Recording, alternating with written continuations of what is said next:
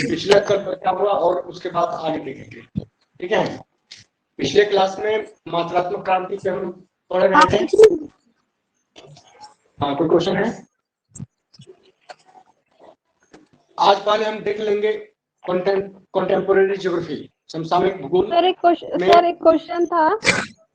हाँ सर जैसे इसमें सेफर और हार्टसन का जो बीच में जो विवाद चला था, उसके बाद जो जिनका विकास का योगदान, तो वो किसने दिया था? सेफर ने दिया था या हार्टसन ने दिया था?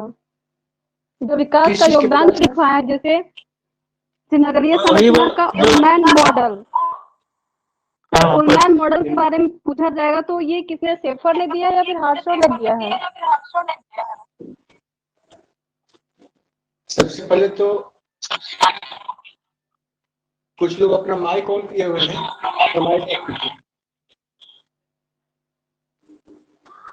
हाँ, आप क्वेश्चन पूछिए।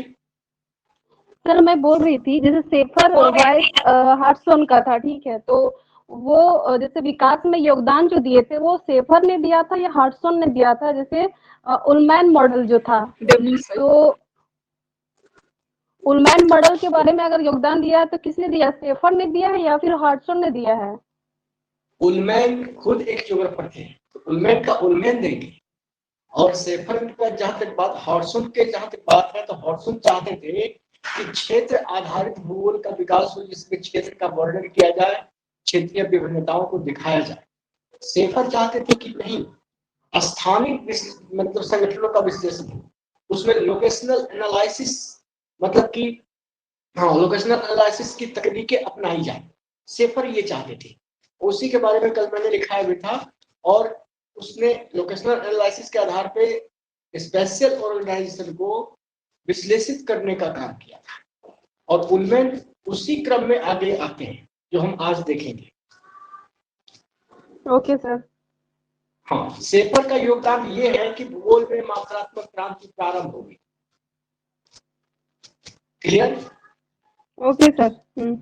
और इस मात्रात्मक क्रांति में सांख्यिकीय तकनीकों का सबसे ज्यादा प्रयोग किया गया। बाद में जब कंप्यूटर विकसित हो जाते हैं, जीआईएस और रिमोट सेंसिंग विकसित हो जाती है, तो उसका भी प्रयोग बड़े पैमाने में होता है। ठीक है? ठीक है सर। चलिए अब देखते हैं, कल जो सबसे स्टार्टिंग में हमको बताने की वही छूट गया। समकालीन भूगोल।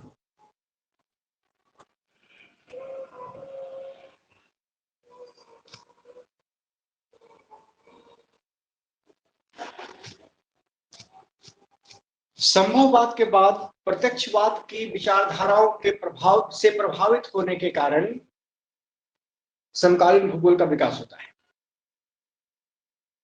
क्लियर?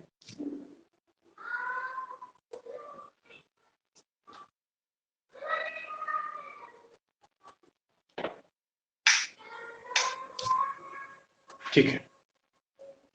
और ये जो विकास आरंभ होता है, इसमें सबसे पहले तो प्रत्यक्षवाद आता है।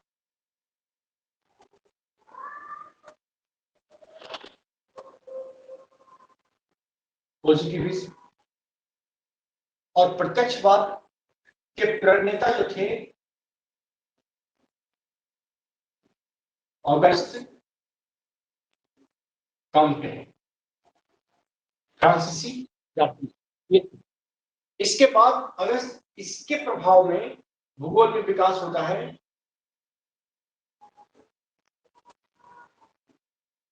क्वांटिटेटिव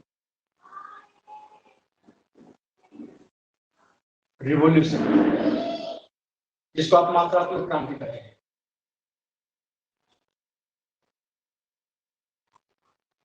और ये मात्रात्मक क्रांति में इसको लाने में सबसे बड़ा योगदान था सेफर व साथी। अकेले सेफर नहीं थे, सेफर के साथ साथ उनके कई साथी थे जो इसको लाने में योगदान कर रहे थे, जैसे आपका डेविड हार्वे। ठीक है, इसी तरह से डेविड हार्वे के साथ आते हैं क्या सर, सेफर के साथी। हाँ, साथी। इन्होंने डेविड हार्वे ने काफी बड़ा काम किया था, और हार्वे के साथ एक और नाम था पीट। आगे चलकर इसमें चोरले, हैगेट, ठीक है, नेल्सन, बोंगी, स्टीवार्ट, वाटसन, ठीक है, गैरी,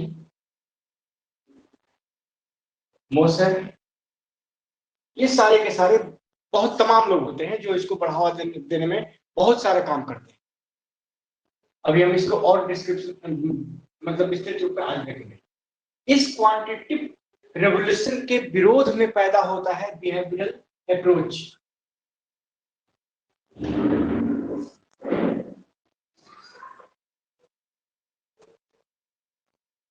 व्यवहारात्मक उत्पादन का विकास होता है। इस व्यवहारात्मक उत्पादन को 1951 में सबसे पहले किर्क महोदय इसका, ठीक है, किर्क जो है नॉर्थ आयरलैंड में बेलफास्ट यूनिवर्सिटी से, बेलफास्ट यूनिवर्सिटी नॉर्थ आयरलैंड, इनका योगदान होता है। और 60 के दशक में ये चरम पर होता है, ठीक है, 60 के दशक में ये चरम पर होता है। सर क्या यूनिवर्सिटी है? बेलफास्ट यूनिवर्सिटी, नॉर्दर्न आयरलैंड, ठीक है। बिहेवियरल अप्रोच के साथ साथ ही विकसित होता है ह्यूमनिस्टिक अप्रोच।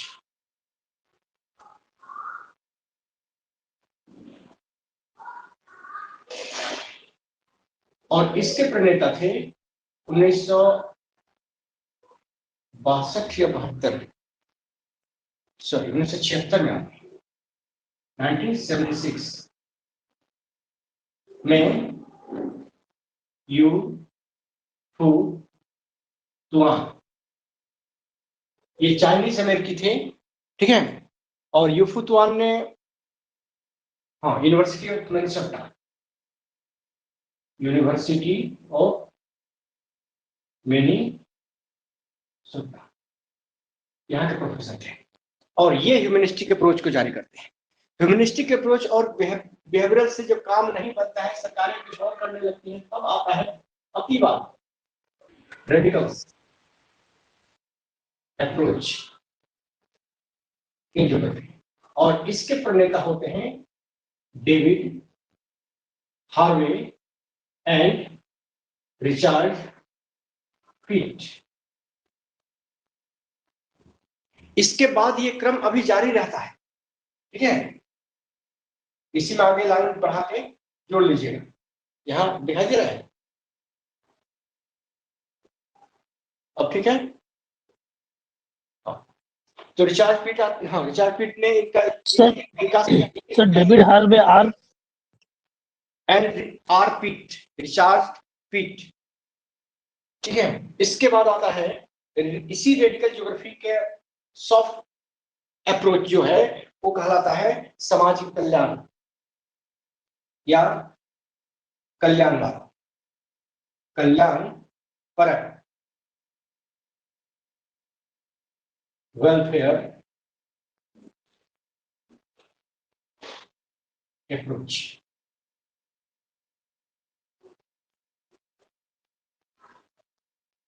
कल्याण परक भूगोल। तो थोड़ा लाइट कम दिखा रहा है सर। लाइट कम दिखा रहा है, लाइट तो रूम में बहुत है और स्क्रीन साफ दिख रहा है। अपना ब्राइटनेस बढ़ा दो, अपने मोबाइल का ब्राइटनेस बढ़ाओ, मोबाइल का ब्राइटनेस बढ़ाइए।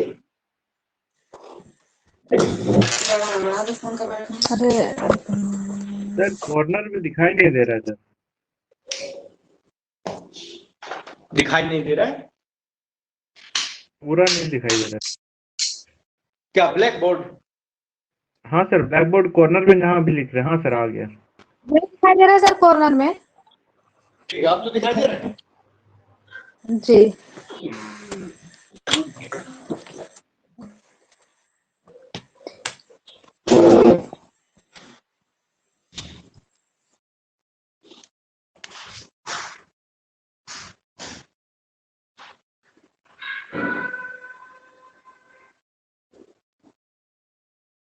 सर लास्ट वाला कौन भूगोल है सर? नीचे जो लिखा है जी सर। नहीं दे रहा सर, बोर्ड ही दिख रहा ओनली सर, प्लेन।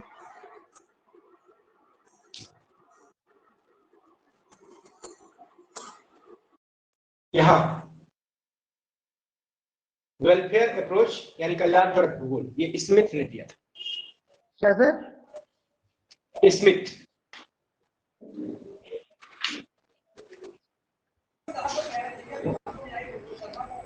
सर ये रेडियल का सर क्या होगा सर हिंदी में? रेडियल अप्रोच का? रेडिकल। रेडिकल रेडिकल अप्रोच का?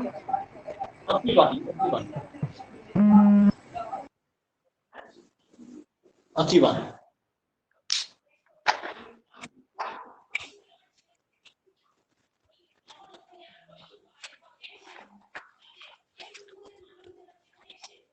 इस चार्ट को जरूर याद रखिएगा, क्योंकि यहां से हमेशा एक क्वेश्चन देखा गया है कि पूछा जाता है कि व्यवहारवाद किसने दिया, मानवतावाद किसने दिया, फिर अतिवादी भूगोल का उपागम किसने दिया, या फिर वेलफेयर अप्रोच किसने दिया था। इसमें सबसे ज्यादा पूछा गया क्वेश्चन यही है कि भूगोल में कल्याणपरक उपागम किसकी देन है? तो स्मिथ की देन है। ठीक है,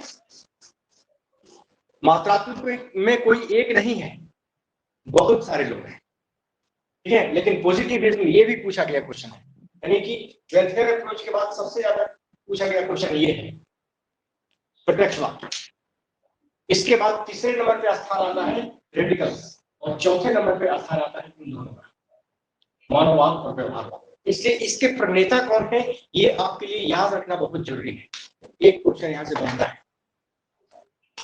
ठीक है, आगे बढ़ो।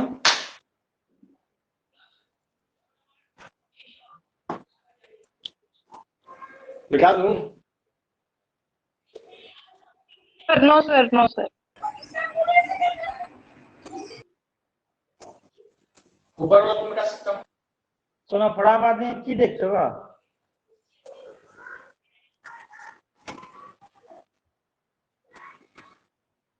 चलिए, तो कल हार्सन और पेपर,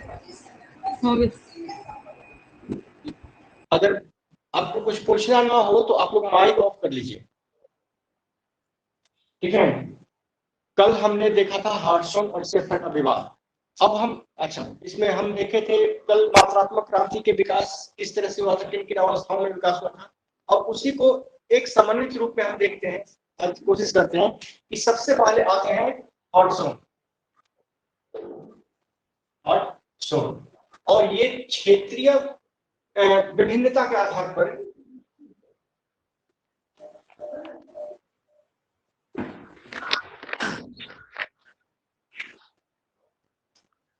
क्षेत्रीय विभिन्नता के आधार पर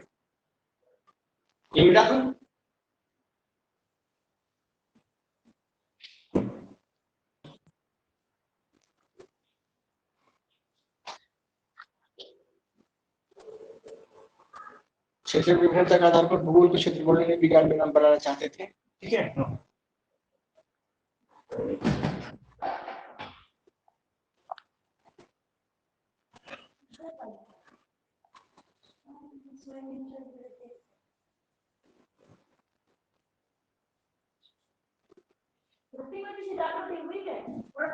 सर माइक ऑन होने के बाद ना ब्लैक बोर्ड नहीं दिखता है, प्लीज माइक ऑन ऑफ कर दीजिएगा जिसका भी ऑन है। माइक आपका ऑफ रहेगा, वीडियो ऑन रहेगा। राग भरे मत चला, खाली हिची हिची की बात आ रहा है। जयंत माइक ऑफ कीजिए। क्या जी मतलब तुम लोग क्या कर रहे हो? इसीलिए बोला था माइक ऑफ कर लीजिए, क्योंकि घर में कुछ भी आवाज होगा तो यहाँ सुनाई पड़ेगा। सबको सुनाई पड़ेगा। चलिए ठीक है। तो सबसे पहली बात क्या आई थी कि हॉर्सन ने क्षेत्रीय विभिन्नता के आधार पर भूगोल को क्षेत्र वर्णनी विज्ञान बायोलॉजिकल साइंस बनाना चाहते थे, ठीक है। और इसी के प्रतिवाद में सेफर आते हैं, और सेफर चाहते थे कि लोकेशनल एनालिसिस के आधार पर भूगोल को स्थानिक संगठनों का विज्ञान बनाना चाहते थे। यही विवाद था। क्लियर? अब इस स्थानिक संगठनों के विकास में सेफर जो है काफी आगे निकल गए, उनके समर्थन में भी बहुत सारे लोग आ गए, ठीक है। और सबसे पहले समर्थन में जब आते हैं तो उसी समय पेपर भी प्रस्तुत किए जाते हैं सांख्यिकीय आधार पर, ठीक है। बहुत सारे मॉडल जैसे बैंक साइज रूल हुआ या फिर अन्य चीजें हुई, ये सारी चीजें प्रस्तुत की गई। रिकॉर्डिंग ऑन कीजिए सर। क्या रिकॉर्डिंग सर ऑन है? रिकॉर्डिंग ऑन है, ठीक है। तो ये बनाना चाहते थे। अब रहा सवाल कि इसमें साथ कैसे कैसे लोग देते चले गए। तो ये करने के बाद 1962 में आते हैं बुंगी, ठीक है, विलियम बुंगी। विलियम बुंगी की कल पिछले क्लासेस में एक मैंने किताब लिखाई थी 1962, विलियम बुंगी, और इनकी किताब थी थियोरेटिकल जियोग्राफी। और इस थियोरेटिकल जियोग्राफी सैद्धांतिक भूगोल, ठीक है, में सेफर, हाँ, इन्होंने स्थानिक जो संबंध है और अंतर संबंध विकसित होते हैं भूगोल में, उसकी व्याख्या पर इन्होंने जोर दिया था। थियोरेटिकल जियोग्राफी में सेफर के जो विचार थे कि स्थानिक संगठनों को बढ़ावा देना है, उसी संदर्भ में इन्होंने अंतर संबंधों के विकास को बढ़ावा दिया, जिसके चलते स्थानिक संगठनों की व्याख्या होती है। और दूसरी बात ये कही थी कि ये जो ज्यामितीय है स्थान का गणित है, geometry is the mathematics of the place, mathematics of the location। साफ कहा कि जो हम ज्यामिति पढ़ते हैं ये ज्यामिति स्थान का गणित है, और चूंकि स्थान का गणित है और भूगोल में हम इसी स्थान का अध्ययन करते हैं, तो ज्यामिति स्थान की क्या हो गई, भाषा हो गई। इसलिए ज्यामिति को उन्होंने भूगोल की भाषा कहा। यानी कि ज्यामितीय आधार पे आप भूगोल में अंतर संबंधों को, स्थानिक संगठनों की व्याख्या को बेहतर तरीके से प्रदर्शित करते हैं। यही बात बुंगी ने अपने इस थियोरेटिकल ज्योग्राफी में कही थी। सबसे बड़ी बात कि ज्योग्राफी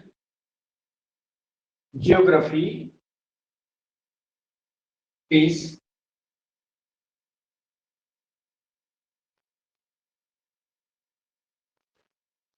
द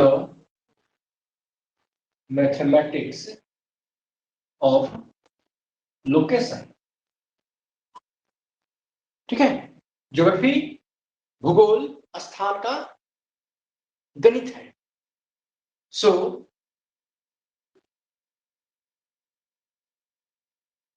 सर हिंदी में और एक बार बोल दीजिए। ज्योग्राफी नहीं, geometry is the mathematics of location, ये होगा। जियोमेट्री कर लीजिए, geometry is the mathematics of location. सो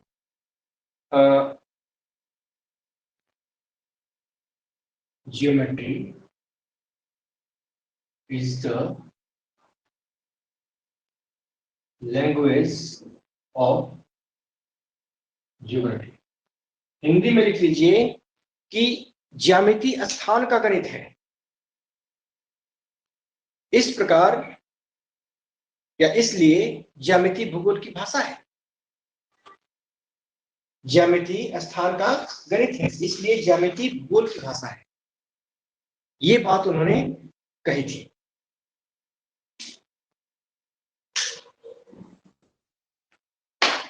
इस बात का प्रभाव ये पड़ा कि भूगोल में मॉडल्स के निर्माण को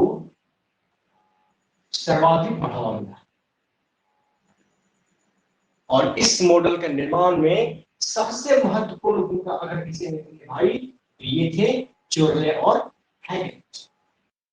network analysis, socio economic analysis of the geography, locational analysis of the geography, ये सारी किताबें उनकी बहुत प्रसिद्ध किताबें रही थी, जिसके आधार पर इन्होंने भूगोल में मॉडल्स के निर्माण को बहुत अधिक बढ़ावा दिया। ठीक है, तो यहां तक हो गया आप लोगों का, इसको लिख लीजिए पहले, तब आगे बढ़ते हैं।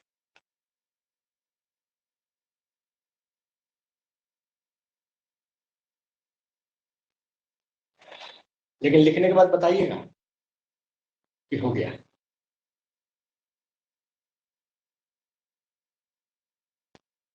विलियम बुंगी, हो गया। इसको बुंगी लिखिएगा, बुंग नहीं, ये गलती से बुंग लिख। विलियम बुंगी ने थ्योरेटिकल ज्योग्राफी लिखी और इस थ्योरेटिकल ज्योग्राफी में अंतर संबंधों के विकास के आधार पर स्थानिक संगठनों की व्याख्या का प्रयास किया। साथ ही उन्होंने बताया था कि ज्यामिति जो है वो स्थान की भाषा है, भूगोल स्थान का अध्ययन करता है और ज्यामिति स्थान का गणित है, इसलिए ज्यामिति जो है वह भूगोल की भाषा है। और जैसे ही उन्होंने ये बात कही, इस किताब का बड़ा प्रचार हुआ और भूगोल में मॉडल्स के निर्माण को बढ़ावा मिला। और इस मॉडल को बढ़ावा देने में सबसे ज्यादा योगदान जो किया वो चोरले और हैगेट ने किया। आगे बढ़ते हैं।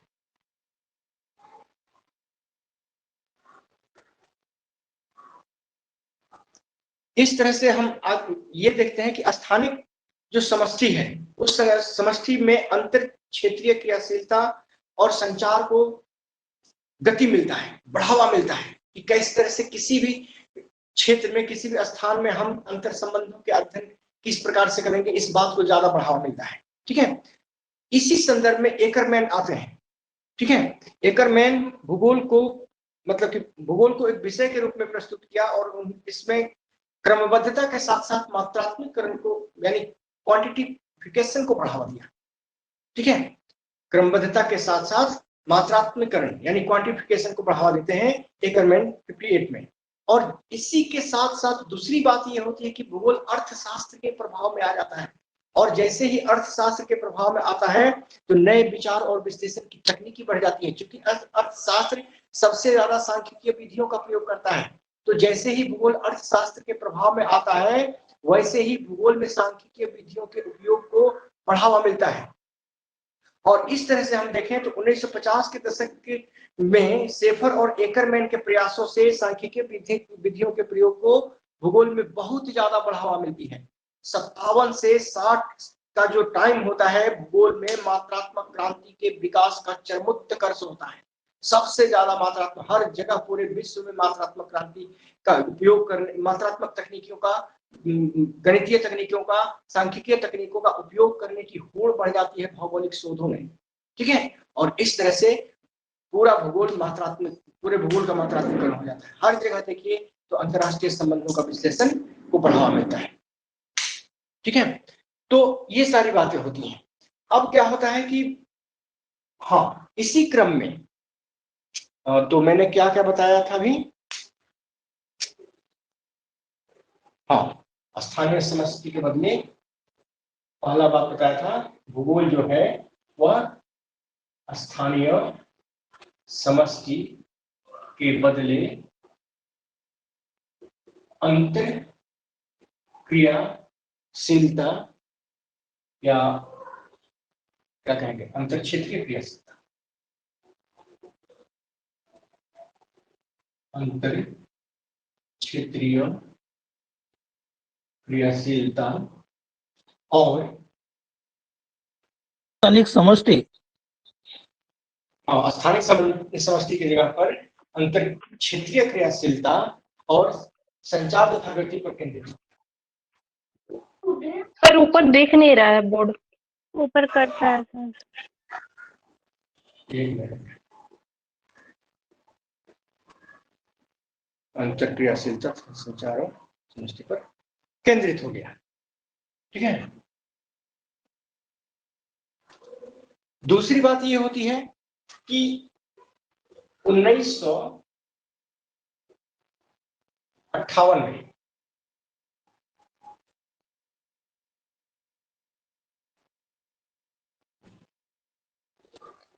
एकरमैन और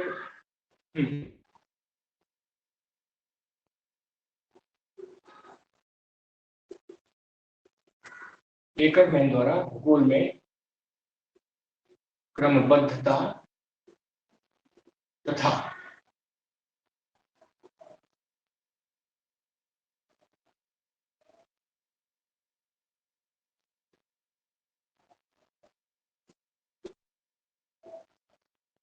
मात्रात्मकरण को बढ़ावा दिया जाता है। ठीक है।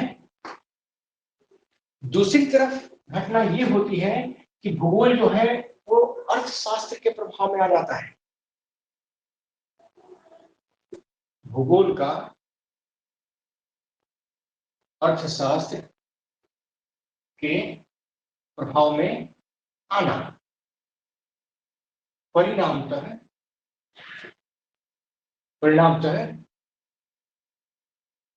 अर्थशास्त्र की तरह ही भूगोल में नए विचारों का उद्भव होना,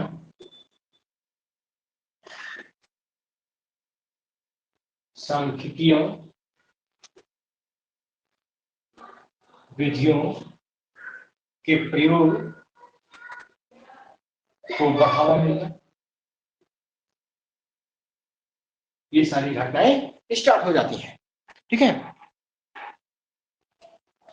बढ़ावा मिलना, विश्लेषण की नई तकनीकी के सर प्रयोग, भूगोल का अर्थशास्त्र में प्रभाव में आना परिजापन अर्थशास्त्र के प्रभाव में आता है। परिणाम ये होता है कि अर्थशास्त्र की तरह भूगोल में नए विचारों का उद्भव होता है, सांख्यिकीय विधियों का प्रयोग को बढ़ावा मिलता है, विश्लेषण की नई तकनीकी के प्रयोग को बढ़ावा मिलता है। क्लियर?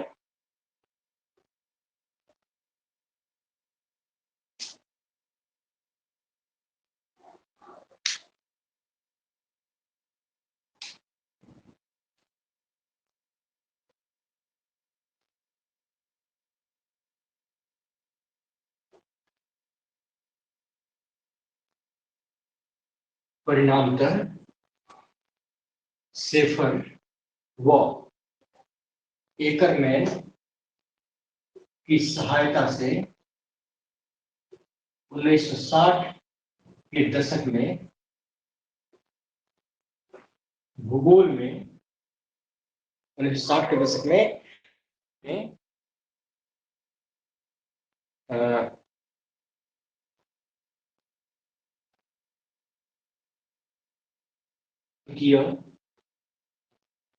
विधियों को सर्वाधिक बढ़ावा मिला।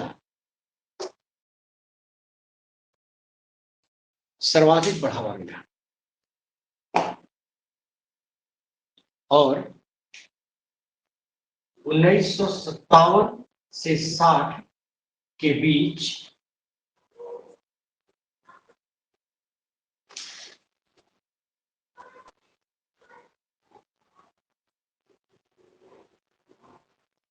भूगोल में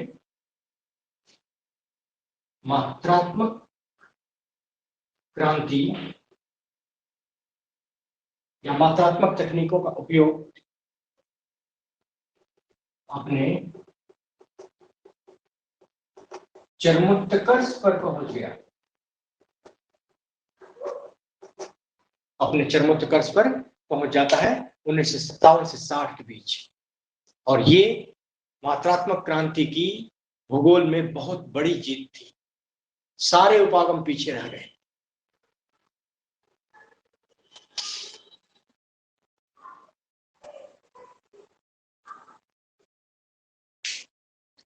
हो गया हो तो बताएं। ऊपर का तो आधा हो ही गया। ठीक है, हो गया। सर 1860 होगा या फिर 1960 होगा सर? 1850 कहाँ लिखा है? सर 1860 दिख रहा है। अरे 1960 लिखा है। 18 में जाओगे तो 100 साल पीछे चले जाओगे। ठीक है, 1960 लिखा है, यहाँ 1956 to 60 लिखा है, 57 to 60 लिखा है। ठीक है सर हाँ, सर ऊपर में एक पॉइंट था, भूगोल स्थानीय समाष्टि के बदले अंतर क्षेत्रीय क्रियाशीलता और संचार तथा गति पर केंद्रित हो गया। ये किसी के द्वारा कहा गया था सर? ये किसी के द्वारा? ये लाइन क्या है सर? ये लाइन ये कहती है कि जो स्थानीय समष्टि या क्षेत्रीय विभाजन की जो बात, सॉरी, क्षेत्रीय विवरण की जो बात चल रही थी, उसके बदले जब भी आप स्थानिक संगठनों का अध्ययन करेंगे तो स्थानिक संगठन ऐसे तो क्षेत्र ही में ही पाए जाएंगे, ठीक है, लेकिन इसमें क्या होता है कि इंटर रिलेशनशिप पाए जाएंगे। अब मान लीजिए कि आप यहाँ पढ़ रहे हैं मेरे से, तो आप अकेले मेरे से नहीं जुड़े हैं, आपका पूरा परिवार जुड़ा है। अब कहिए कैसे? तो परिवार आपको कोऑपरेट करता है कि भाई ये ट्यूशन का फीस ले लो, ठीक है, आपको पढ़ाने के लिए परिवार कहीं और काम करता है। ठीक है, अब मान लीजिए कि मेरे कॉलेज में आप पढ़ने आते हैं, तो मैं आपको दिखाई नहीं दे रहा है। कोई प्रॉब्लम है? लाइन दिखाई नहीं दे रहा है। तुम लोग स्वार्थ सिद्धि में लगे। अरे पहले सुन तो लो, लाइव कौन बड़ी चीज है, ये तो मैं पीडीएफ भी उपलब्ध करा दूंगा तो तुमको मिल जाएगा, लेकिन बीच में जो तुम इंटरप्ट कर दिए तो अब मेरा तो फ्लो डिस्टर्ब कर दिए। तो फ्लो को जब मैं बता रहा हूँ तो पहले सुन लो, लाइन कभी भी लिखा जाएगा यार। ठीक है, मैं क्या बता रहा था? अंतर क्षेत्रीय क्रियाशीलता सर। अंतर क्षेत्रीय क्रियाशीलता। अब मैं इस कॉलेज में पढ़ा रहा हूँ, मेरे जैसे बहुत सारे टीचर आते हैं और पढ़ने के लिए बहुत सारे बच्चे आते हैं। तो कॉलेज केवल इतना, कॉलेज एक संगठन है, आपको पता है, और इस संगठन में मेरे जैसे जितने लोग आते हैं और जितने बच्चे पढ़ने आते हैं, उनको हेल्प करने के लिए नॉन टीचिंग स्टाफ है, तो उनका भी परिवार यहीं के वेतन से चलता है। अब इन सारे कॉलेजों या स्कूलों में बच्चों को पहुंचाने के लिए मोटर गाड़ियां चलती हैं, तो परिवहन साधन का भी विकास हुआ। अगर परिवहन साधन, तो आपको यहाँ से रांची जाके पढ़ पाएंगे? नहीं पढ़ पाएंगे। आप यहाँ से ऑक्सफोर्ड जाके पढ़ पाएंगे? नहीं पढ़ पाएंगे। तो ये परिवहन साधन इसी के लिए विकसित हुए हैं कि और सभी लोगों को ढोने के साथ साथ आपको भी ढोएंगे, आपको कॉलेज पहुंचाएंगे, कॉलेज से फिर लेके जाएंगे, चाहे परिवहन साधन आपका अपना हो चाहे पब्लिक हो। तो इस तरह से एक कॉलेज के संचालन में कितने लोग लगे हुए हैं? केवल उद्देश्य है कॉलेज का कि बच्चों को शिक्षा दी जाए, और इस शिक्षा को देने में शिक्षक कर्मचारी अलावा अन्य कर्मचारी सब लगे हुए हैं। कॉलेज में कोई बिल्डिंग बन, उसमें लेबर भी लगेंगे, ईंटा वाला भी लगेगा, सब उसी के लिए काम कर रहे हैं।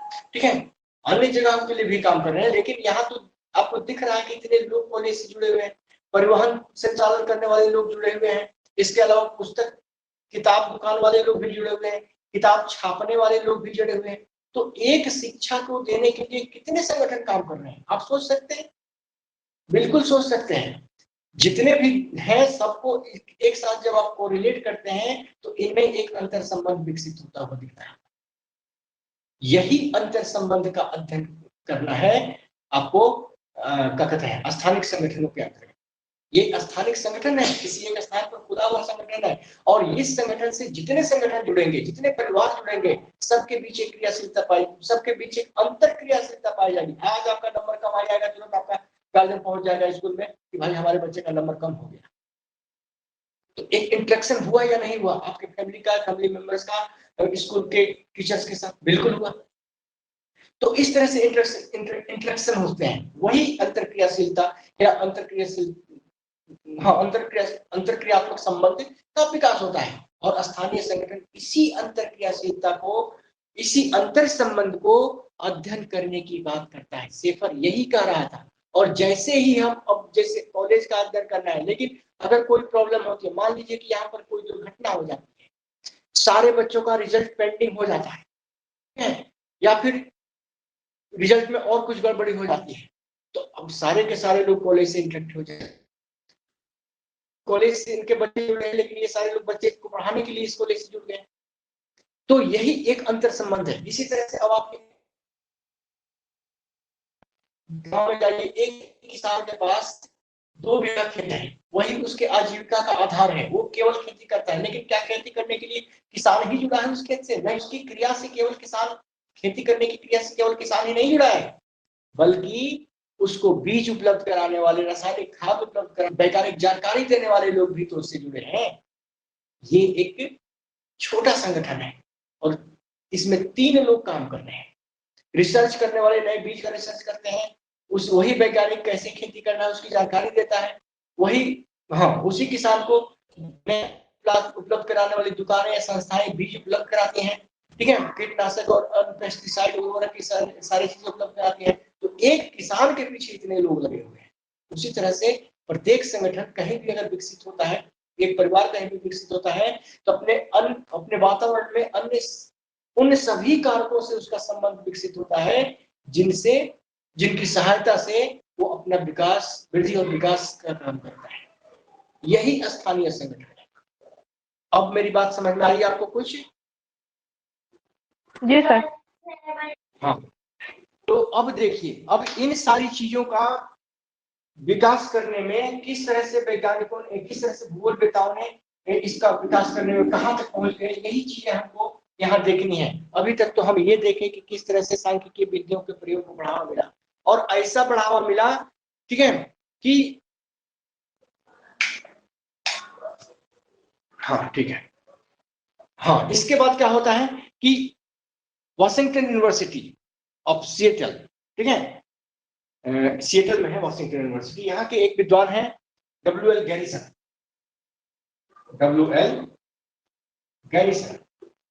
ये जो गैरिसन है, ये वॉशिंगटन यूनिवर्सिटी,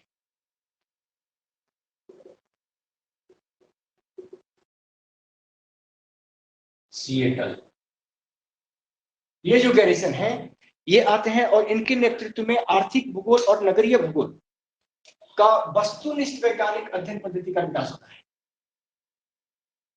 आर्थिक भूगोल और नगरीय भूगोल का वस्तुनिष्ठ वैज्ञानिक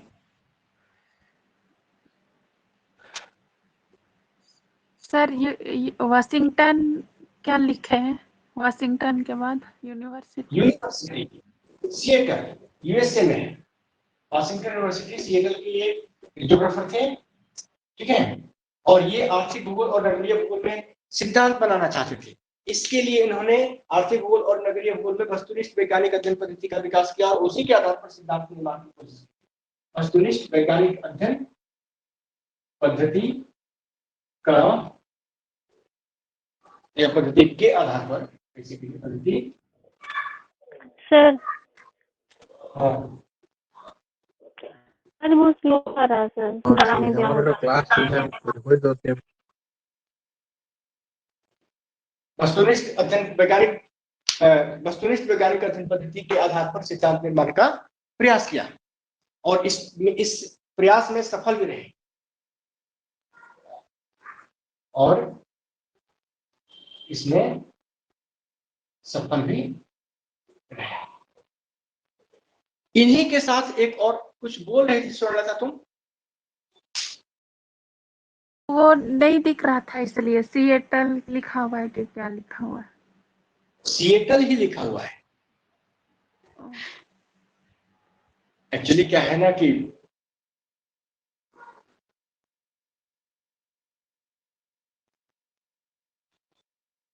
जब नई चीजें हमें मिलती हैं जो पहले कभी नहीं मिली होती हैं, तो इस तरह की गड़बड़ियां होती हैं। अभी ब्लैक बोर्ड दिख रहा है, साफ चमक तो नहीं रहा ना?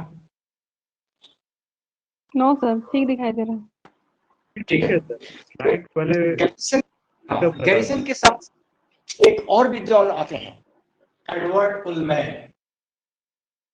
Edward Ullman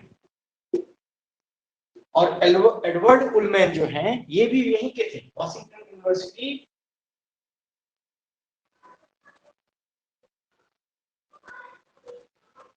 Seattle.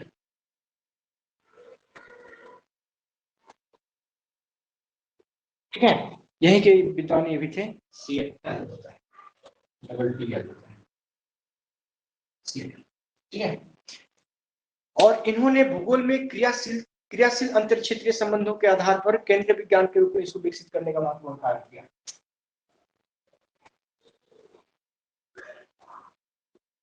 क्रियाशील अंतर क्षेत्रीय संबंधों के आधार पर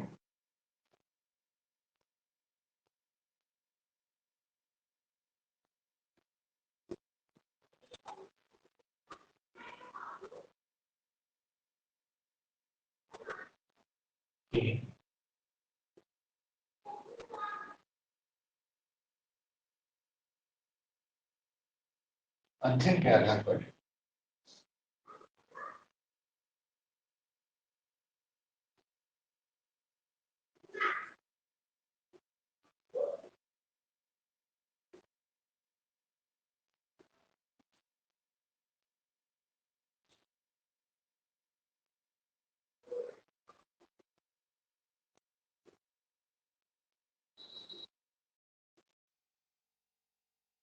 भूगोल को विकसित करने का, भूगोल को केंद्रीय विज्ञान के रूप में विकसित करने का प्रयास किया था।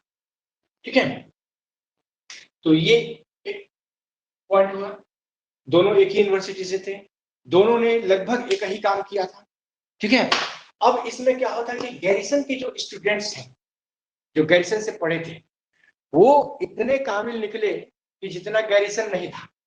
गैरिसन के बाद चूंकि इसने तरीका बताया कि कैसे हम इन अंतर संबंधों का विकास करेंगे और वैज्ञानिक के एक अध्ययन की वैज्ञानिक पद्धति बनाएंगे, और उनके स्टूडेंट्स इसको करके दिखाया। ये लिख लिया आप लोगों ने? Yes sir. हाँ, तो इसमें गैरिसन के स्टूडेंट्स हैं आपके बेरी, बुंकी, मौरी। पहले मैं बता लेता हूँ आपको। ठीक है, हाँ, बुंकी सब, बुंकी है, टबलर है, ये सारे लोग जो है 1960 के दशक में भूगोल जो है उसमें सांख्यिकीय विधियों का प्रचुर मात्रा में उपयोग किया, खूब उपयोग किया, और कोशिश की कि भूगोल में इस सिद्धांतों का निर्माण किया जा सके, इस बात की कोशिश की। कहने का मतलब कि जितने रिसर्च इन लोगों ने किए उसमें सांख्यिकीय विधियों का जमकर प्रयोग किया। इसके अलावा जब ये कॉलेज में आते हैं इनके बाद, ठीक है, गैरिसन के बाद, गैरिसन के स्टूडेंट गैरिसन के बाद उसी कॉलेज में तथा अन्य कॉलेज अलग अलग यूनिवर्सिटीज में क्या कहते हैं कि पढ़ाई अध्यापन का काम स्टार्ट करते हैं। और जब ये अध्यापन का, खुद तो रिसर्च करके आए ही थे, और जब अध्यापन का काम ये प्रारंभ करते हैं तो उसमें जम के सांख्यिकीय विधियों का प्रयोग करते हैं, और इस तरह से भूगोल में खूब सांख्यिकीय विधियों का प्रयोग होता है। ठीक है, कोशिश की जाती है कि नियम और सिद्धांत बने। ठीक है, इसी क्रम में विस्कॉन्सिन विश्वविद्यालय में सांख्यिकी का प्रयोग, उसी में एक और विद्वान आता है, मतलब कि जॉन बीमर। और जॉन बीमर सांख्यिकीय विधियों का उपयोग करके उसने कृषि प्रदेशों का निर्धारण करने का प्रयास किया था 1954 में। और ये क्वेश्चन आ चुका है कि सांख्यिकीय विधियों के आधार पर विश्व के कृषि प्रदेशों के निर्धारण का प्रयास किसने किया है? तो इसका आंसर है जॉन बीमर। ठीक है, तो याद रखिएगा, आपसे भी क्वेश्चन पूछा जा सकता है कि सांख्यिकीय विधियों के आधार पर कृषि प्रदेशों का निर्धारण किसने किया था? John Beamer. सर नोट करेंगे। हाँ, क्या बोल रहे थे? इसके बाद आता है, सर इसको नोट कर लेते हैं। ठीक है, ठीक है, ठीक है, पहले मैं बोल देता हूं, पहले समझ लीजिए, इसके बाद फिर लिखने का। इसके बाद आता है प्रिंसटन यूनिवर्सिटी। प्रिंसटन यूनिवर्सिटी में दो विद्वान पैदा होते हैं, एक है J.Q. स्टीवार्ट और दूसरा है विलियम वार्ड्स। J.Q. स्टीवार्ट और विलियम वार्ड्स। J.Q. स्टीवार्ट जो है वो सामाजिक गतिविधियों को, सामाजिक तथ्यों को भौतिकी के आधार पर, ये फिजिक्स के भी प्रोफेसर, फिजिक्स में इनका काफी अच्छा नॉलेज था, तो ये भौतिकी के आधार पर उसको जोड़ने की कोशिश की। अब जैसे मान लिया जाए कि इन्होंने साफ कहा कि न्यूटन का गुरुत्वाकर्षण नियम ये कहता है कि दुनिया की प्रत्येक वस्तु जो अपने समीपवर्ती या दूरवर्ती वस्तुओं को अपनी ओर खींचती है, ठीक है। और नियम ये है गुरुत्वाकर्षण का कि प्रत्येक वस्तु दूसरे वस्तु को जब खींचती है तो जो बल लगाया जाता है खींचने वाला, ग्रेविटेशनल फोर्स, उस बल की मात्रा दोनों वस्तुओं के मास के, द्रव्यमान के गुणनफल के समानुपाती और दोनों वस्तुओं के बीच की दूरी के व्युत्क्रमानुपाती होती है। यानी कि अगर आप ग्रेविटेशनल फोर्स की बात करें तो ये ग्रेविटेशनल फोर्स दोनों वस्तुओं के मास, एक वस्तु बड़ा है तो कैपिटल एम, दूसरा वस्तु छोटा है तो स्मॉल एम, इसके समानुपाती होगा। दूसरा तथ्य यह है कि यही जी दोनों वस्तुओं के बीच की दूरी के व्युत्क्रमानुपाती होता है, यानी डिस्टेंस अगर दोनों वस्तुओं के दूरी के वर्ग के व्युत्क्रमानुपाती होता है तो डी हो, डिस्टेंस इक्वल टू डी हो, इसका वर्ग ये हो गया डी स्क्वायर का व्युत्क्रमानुपाती, मतलब ऊपर 1, यानी कि 1/d²। तो अब यही जी रख दीजिए तो जी इक्वल टू क्या हो जाएगा, m × m/d²। यही ग्रेविटेशनल फोर्स का नियम है। और इसी के आधार पर उन्होंने कहा कि अगर नगर ए है और ये नगर बी है तो दोनों के बीच जो, या ये गांव है और ये शहर है, ठीक है, दोनों के बीच जो जनसंख्या का स्थानांतरण होगा या जनसंख्या का प्रवास होगा, दोनों की जनसंख्या के, यहाँ पर जनसंख्या पॉपुलेशन कैपिटल हो और यहाँ स्मॉल हो, ठीक है, तो इस दोनों के बीच के गुणनफल के बराबर होगा। और दोनों के बीच की दूरी अगर डी हो तो उस दूरी के वर्ग के व्युत्क्रमानुपाती होगा, ठीक है। ये नियम उसने लगाकर जनसंख्या प्रवचन को दिखाने की कोशिश की कि दो नगरों के बीच किस तरह से पॉपुलेशन माइग्रेशन होता है या किस चीज पर डिपेंड करता है। तो डिपेंड करता है दोनों नगरों के टोटल, मतलब कि कुल जनसंख्या, दोनों नगरों का जनसंख्या आकार क्या है, तो जितना आकार है उसका गुणनफल के समानुपाती, और जो दोनों नगरों के बीच की दूरी है उसकी बीच की दूरी के व्युत्क्रमानुपाती। सीधी सी बात है कि आपके लिए जमशेदपुर आना, अगर जमशेदपुर के चारों तरफ रह रहे हैं तो जमशेदपुर शहर में आना बहुत आसान है, साइकिल उठाइएगा आधे घंटे में पहुंच जाइएगा। लेकिन यहां से अगर रांची जाना पड़े तो थोड़ा कठिनाई महसूस होगी। अच्छा, कल जाएंगे, बस से जाएंगे, दिन में 4 बार जमशेदपुर का चक्कर लगा लीजिएगा अगर इधर हाता में है तो, या जमशेदपुर से 20 किलोमीटर 25 किलोमीटर की दूरी पे है तो। लेकिन जब रांची जाने की बात आएगी तो महीने में 3 से 4 बार ही जाइएगा। और लेकिन जब दिल्ली जाने की बात हुई तो साल में 1 आध बार जाइएगा। और कहीं विदेश जाने की बात हुई तो शायद जिंदगी में कभी जा ही नहीं पाइएगा या 1 आध बार ही हो पाएगा। क्यों? डिस्टेंस मायने रखता है, क्योंकि डिस्टेंस बहुत ज्यादा है, जाने में आपका खर्चा ज्यादा है, बहुत कुछ छोड़ के जाना होगा, टाइम ज्यादा लगेगा, आपके यहाँ काम बाधित होंगे। सारी चीजों का जब आप आकलन कर लेंगे कि हमको जाने से लाभ है या घाटा है, तब आप लाभ को देखेंगे कि लाभ ज्यादा है यहाँ के लाभ से, तो आप जाएंगे। और अगर लाभ ज्यादा नहीं है तो फिर प्रोग्राम डिसमिस। आपको ये बात सही लगती है? यही है, ठीक है। तो इसी तरह से इस नियम को कहा गया, स्टीवार्ट ने जब ये नियम समाज के गतिविधियों पर, जब गतिविधियों को फिजिक्स के जोड़ने की कोशिश की, तो जो सिद्धांत बने सामाजिक भौतिकी सिद्धांत या नियम का प्रतिपादन किया। किसने? तो जे.क्यू. स्टीवार्ट सामाजिक भौतिक नियमों का प्रतिपादन किया। यूनिवर्सिटी प्रिंसटन यूनिवर्सिटी, ठीक है, से थे। इन्होंने सामाजिक भौतिकी दल का विकास किया है। अब इनके जो स्टूडेंट थे वो अलग, मतलब कि फिजिक्स का नियम अलग अलग और अन्य कार्यों में, सामाजिक मतलब कि सामाजिक गतिविधियों के अन्य कार्यों में उसका प्रयोग करने लगे, ठीक है। कोई गति का नियम प्रयोग कर रहा है, ये खुद ग्रेविटेशनल नियम का प्रयोग किए, कोई किसी और नियम का प्रयोग कोरिलेट करने की कोशिश कर रहा है। और इसी संदर्भ में कोरिलेशन और रिग्रेशन का विकास हुआ था मात्रात्मक क्रांति के अंतर्गत। आपको अगर पिछला दिन का अध्याय याद हो, अवस्था, तो ये चीज कोरिलेट करके दिखाई गई थी, ठीक है। और लगभग सही भी पाई गई थी।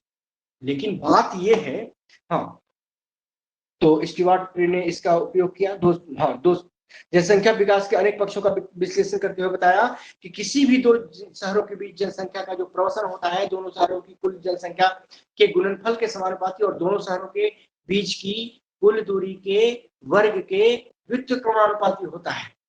आगे चलकर जो, हाँ, ये तो स्टीवार्ट ने, आगे चलकर विलियम वाट्स जो है उन्होंने भी जनसंख्या संभाव्यता की जो व्याख्या है वह चुंबकीय मतलब कि संभाव्यता क्षेत्र के सिद्धांत के आधार पर प्रतिपादित किया। विलियम वाट्स, इसने क्या प्रतिपादित किया? तो जनसंख्या संभाव्यता की व्याख्या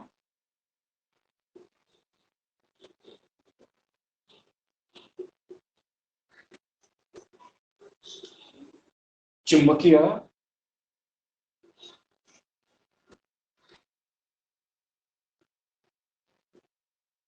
संभाव्यता, चुंबकीय संभावित क्षेत्र सिद्धांत के आधार पर, ठीक है। तो इन्होंने दो नगरों के बीच जनसंख्या प्रवसन को इस नियम द्वारा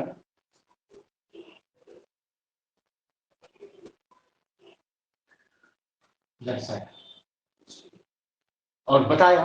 यहां लिख लीजिए, ये लिखा है ना आपने, स्टीवार्ट, प्रिंसटन यूनिवर्सिटी यूएसए। इन्होंने सामाजिक भौतिकी के नियमों का प्रतिपादन किया। लिखते चलिए, इन्होंने सामाजिक भौतिकी के नियमों का प्रतिपादन किया और इसी आधार पर इन्होंने सामाजिक भौतिक की सिद्धांत के आधार पर दो नगरों के बीच जनसंख्या प्रवसन को, सर और एक बार शुरू से। हाँ, स्टीवार्ट ने सामाजिक भौतिकी के नियमों का प्रतिपादन किया और उसके आधार पर बताया कि दो नगरों के बीच जनसंख्या का प्रवसन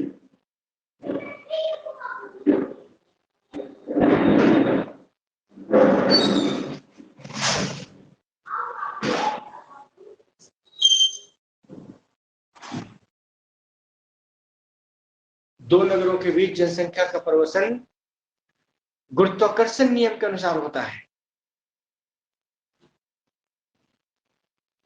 गुरुत्वाकर्षण नियम के अनुसार होता है।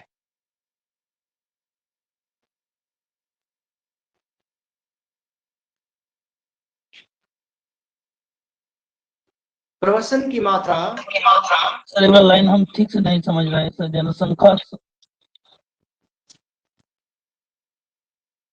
समझ नहीं पाए या लिख नहीं पाए? लिख नहीं पाए सर।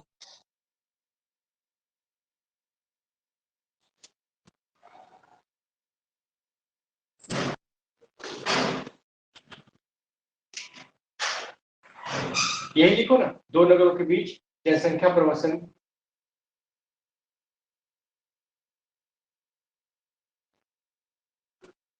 दो नगरों के बीच जनसंख्या प्रवसन दोनों नगरों की जनसंख्या के गुणनफल के समानुपाती तथा दोनों नगरों के बीच की दूरी के वर्ग के व्युत्क्रमानुपाती परमाणु बाकी होता है। दो नगरों के बीच प्रवसन बराबर दोनों नगरों की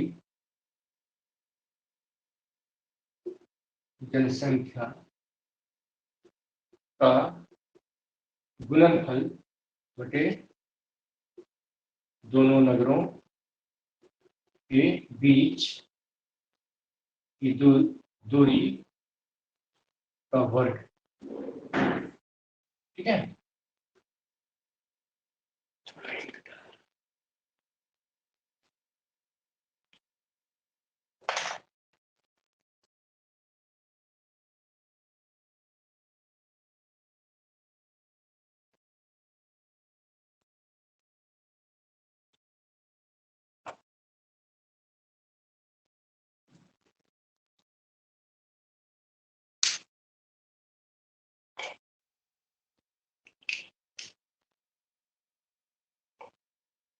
हो गया। No sir. सर पहले जो बोल के लिखा रहे थे सर, इसमें एक कंफ्यूजन हो गया। इसमें सर लिखाए थे आप, उसके आधार पर बताया कि दो नगरों के बीच जनसंख्या का प्रवसन गुरुत्वाकर्षण नियम के अनुसार होता है। प्रवसन की मात्रा लिखाए थे बस, इसके बाद फिर क्या गलत दिखाए थे? ये गुरुत्वाकर्षण का ही तो नियम है। नहीं सर, इसमें लिखाए थे प्रवसन की मात्रा। ये प्रवसन मतलब प्रवसन की मात्रा ही है। प्रवसन या प्रवसन की मात्रा दोनों में से जो कहो एक ही बात है। ठीक है, ठीक है। नीचे लिख दोगे कि यह नियम गुरुत्वाकर्षण न्यूटन के गुरुत्वाकर्षण के नियम पर आधारित था। यह नियम न्यूटन के गुरुत्वाकर्षण सिद्धांत पर आधारित हो गया।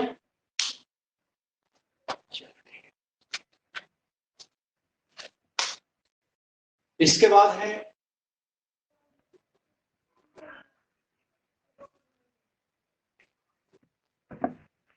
William Wars.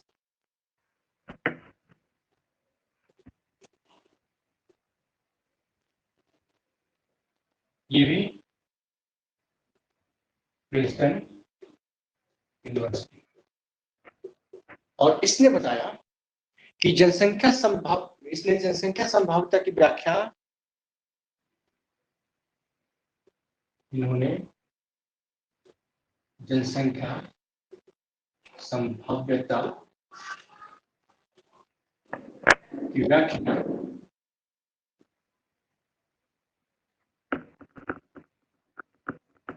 चुंबकीय संभावित क्षेत्र सिद्धांत के आधार पर दी।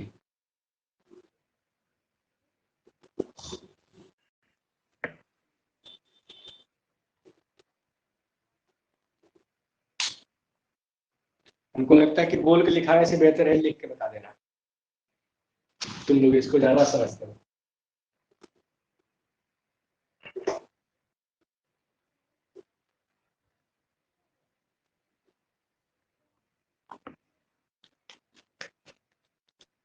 ये हो गया। Yes sir. चलिए, तो अब दूसरी चीज है। अब देखिए यूरोप यूएसए में तो आपका इसका विकास हुआ ही। अब हम देखते हैं कि यही विचारधारा यूरोप में ही पनपती है। यूरोप में भी उसी समय में विकसित होती है, क्योंकि वहां के अधिकतर विद्वान यूरोप से ही थे, और इन यूरोप के विद्वानों का यूएसए आना जाना लगातार होता था। कुछ भी नई चीजें अगर यूरोप में होती थी तो वो तुरंत यूएसए पहुंचती थी, और यूएसए में होती थी तो यूरोप पहुंचती। ठीक है, तो यूरोप में एक और मतलब कि ज्योग्राफर है हैंगरस्टेन, नाम सुना होगा, डिफ्यूजन ऑफ इनोवेशन। ये उनकी पहल मतलब कि थ्योरी है, जो विश्व प्रसिद्ध थ्योरी है। उन्होंने बताया था कि इस थ्योरी में ये बताया था कि सूचनाओं का प्रसार कैसे होता है। अब मान लो कि इंडिया में जमशेदपुर में एक ऐसी तकनीकी विकसित होती है कि पानी डालो क्या कहते हैं मोटरसाइकिल में और मोटरसाइकिल चलने लगती है, सपोज दैट, ठीक है। तो यहाँ पर के सारे लोग तो दूसरे दिन पेपर में जान जाएंगे भैया ये कैसी तकनीकी का आविष्कार हुआ है कि पानी डालो और मोटरसाइकिल चल जाती है, गाड़ी चलने लगती है, सो कौन तकनीकी है। लेकिन जब अब कम्युनिकेशन सिस्टम्स को हटा दो, आज से 30 साल पहले, ज्यादा नहीं 30 साल पहले कम्युनिकेशन इतने डेवलप नहीं थे, केवल दो ही चीजें थी, या तो रेडियो या तो टीवी या फिर पेपर और मैगजीन्स। मोबाइल नहीं था 30 साल पहले, और था भी तो हर हाथ में नहीं था। तो सूचना को दिल्ली से जमशेदपुर आने में या जमशेदपुर की सूचना को दिल्ली तक जाने में तभी संभव था जब यहाँ से लोग जाते थे या पेपर मैगजीन में छपता था, ठीक है। तो अब मान लो, हाँ, तो ये सूचना अब दिल्ली तक कितने दिन में पहुंचेगी? हो सकता है कि 3-4 दिन में पहुंच जाए, हो सकता है कि 3-4 महीने में पहुंच जाए। अब दिल्ली में कोई चीज नहीं हो विकसित हुई है, तो दिल्ली का बंदा जब गांव पहुंचता था तो बताता था कि दिल्ली में तो ये चीज चल रहा है, तब यहाँ गांव के लोग जानते थे। तो ये जो सूचना का प्रसार हुआ, इसी प्रसार को डिफ्यूजन ऑफ इनोवेशन कहते हैं। डिफ्यूज होना, विसरित होना, इनोवेशन, खोज, सूचना, आविष्कार, नई बात, ठीक है। तो ये डिफ्यूज कैसे होती है? तो उन्होंने बताया था कि इसके डिफ्यूज होने के सबसे बड़े माध्यम जो होते हैं वो संचार और परिवहन माध्यम होते हैं। आज कोई सूचना, अगर दिल्ली में कोई बड़ा कांड हो गया, वहां से कोई आदमी निकल रहा है और उस कांड के बारे में जानकारी हो गया, तो जब वो घर पहुंचेगा दूसरे दिन या तीसरे दिन, तो उसके गांव वाले जानेंगे, उसके गांव वाले जानेंगे, तो फिर वो अगले गांव वाले अपने सार्गेट चारों तरफ जो गांव वाले हैं उसको बताएंगे, फिर उसके उस गांव से खबर अगले गांव में पहुंचेगी। तो गांवों में सूचना का प्रसार धीमा है, क्योंकि संचार और परिवहन के माध्यम कम है, संचार बहुत कम है। लेकिन जहां पर संचार की सुविधाएं ज्यादा विकसित है, वहां पर यही सूचना बहुत तेजी से फैलती है। अभी घटना घटी नहीं, 5 मिनट तुरंत संवाददाता जो है आज के डेट में पूरे वर्ल्ड में फैला देता है। यूट्यूब पे डाल दो, क्षण भर में हजारों लोग देख लेते हैं। तो सूचनाएं अभी बहुत तेजी से प्रसारित होती है। अब इन सूचनाओं में किसका चुनाव करना है, ये तो तुम पर डिपेंड करता है कि हमें क्या चाहिए, ठीक है। तो इस तरह से उन्होंने सूचना प्रसारण का सिद्धांत दिया था, ठीक है। और ये मोंटे कार्लो सिमुलेशन मेथड के आधार पर, मोंटे कार्लो सिमुलेशन का जो स्टैटिस्टिकल मेथड है उसके आधार पर प्रसार के को बताया था। बड़ी तारीफ हुई थी। Monte Carlo simulation statistical method जो है ये सांख्यिकी विधि पर आधारित है, ठीक है। और इसके आधार पर उन्होंने बताया था कि किस तरह से रैंडमली सैंपलिंग के आधार पर इसकी क्या संभावना है प्रसारित होने की। तो अभी तुमको बताया कि एक आदमी वहां से निकल रहा था, वो अपने गांव पहुंचा, तो गांव में दूसरे दिन लोग जान गए, लेकिन तीसरे और चौथे दिन बगल वाले गांव के जानते हैं, लेकिन पूरे प्रदेश में सूचना नहीं पहुंच पाती है, क्योंकि यहाँ पर गांव में कम्युनिकेशन जो है बहुत कमजोर है, ठीक है। तो ये चीजें होती हैं। लेकिन यहीं पर अगर कम्युनिकेशन को तुम डेवलप कर दो तो ये क्षण भर नहीं रखता और सारे विश्व में फैल जाता है, फैल जाती है सूचना, ठीक है। तो ये चीज होती है। इस तरह से इन्होंने हैगरस्टेन ने, ये लुंड विश्वविद्यालय स्वीडन में जो है वहां के प्रोफेसर थे। दूसरी बात यह होती है कि ज्योग्राफी में टाइम एंड स्पेस की संकल्पना सबसे पहले अगर किसी ने दिया था तो वो है हैगरस्टेन थी। हैगरस्टेन या हैगरस्टेन इनको कहते हैं, ठीक है। तो हैगरस्टेन ने सबसे पहले 1960 के दशक में स्पेस एंड टाइम के संदर्भ में जनसंख्या के आवागमन, मोबिलिटी के संदर्भ में इन्होंने इसकी व्याख्या प्रस्तुत की थी, और 3 डायमेंशनल मॉडल के आधार पर ये व्याख्या प्रस्तुत की, ठीक है। एक मॉडल का 3 डायमेंशनल मॉडल में एक पक्ष था जनसंख्या, दूसरा पक्ष था टाइम और तीसरा पक्ष था स्पेस। और उसी के आधार पर भूगोल में सबसे पहले समय क्षेत्र भूगोल का विकास, यानी geography of time and space की शुरुआत अगर कहीं से होती है तो यहीं से होती है।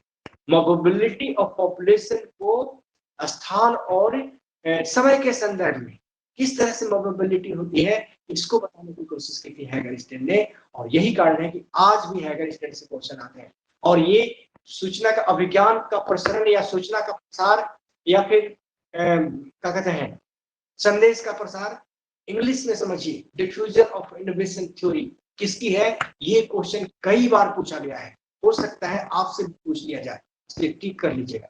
आगे बढ़ते हैं इसी में।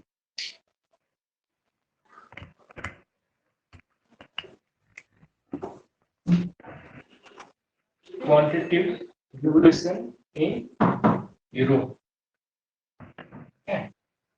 इसमें आता है हैगनस्टेड।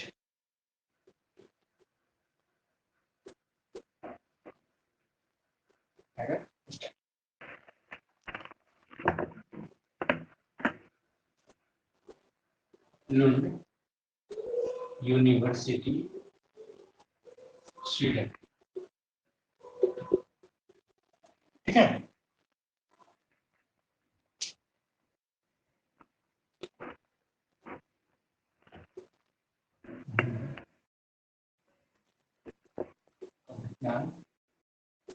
प्रश्न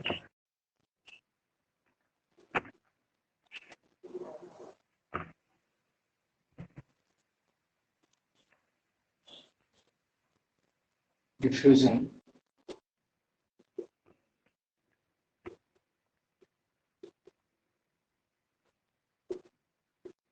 of innovation की व्याख्या मोंटे कार्लो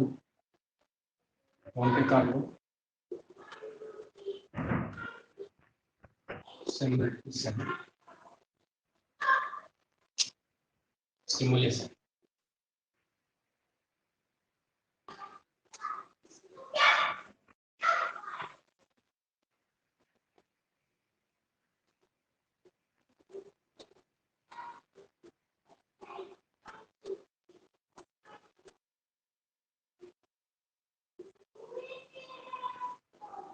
सर कौन सा यूनिवर्सिटी है वो? नहीं, लुंड, LUND, लुंड, ठीक है, लुंड यूनिवर्सिटी, स्वीडन। तो के आधार पर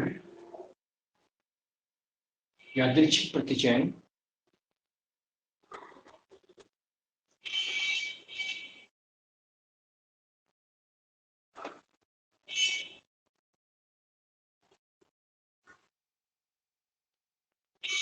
random sampling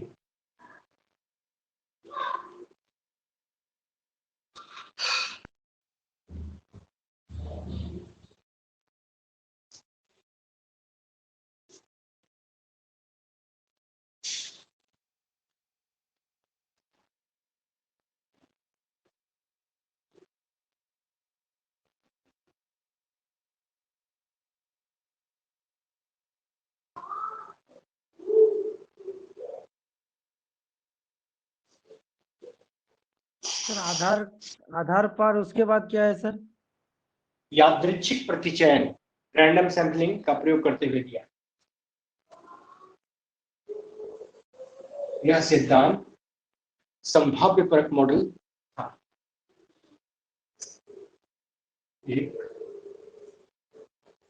संभाव्य परक मॉडल था। ठीक है, तो ये तो पहली बात हो गई कि अभिज्ञान प्रसरण यानी डिफ्यूजन ऑफ इनोवेशन की व्याख्या। अच्छा, व्याख्या Monte Carlo simulation statistical method के आधार पर यादृच्छिक प्रतिचयन का प्रयोग करते हुए दिया, और यह एक संभाव्य परक मॉडल था। दूसरी बात यह है कि concept of time and space in geography, concept of time and space and in geography. ठीक है, तो ये भी सिद्धांत तुम्हारा हैगरस्टेड ने ही दिया था। ठीक है, उन्होंने 60 के दशक में हैगरस्टेड ने 1960 के दशक में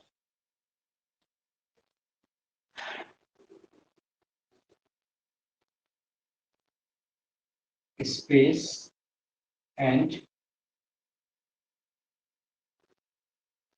टाइम के संदर्भ में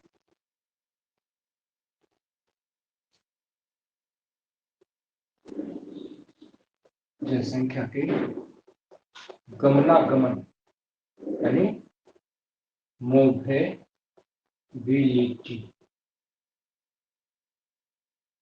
मूवमेंट या मोबिलिटी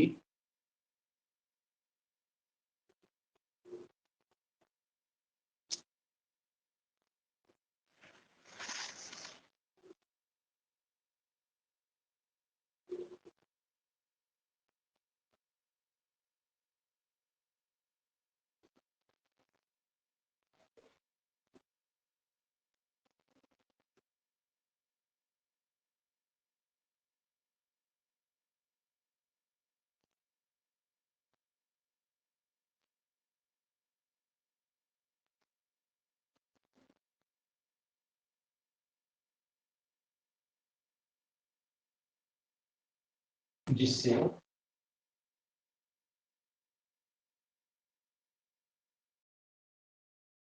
समय क्षेत्र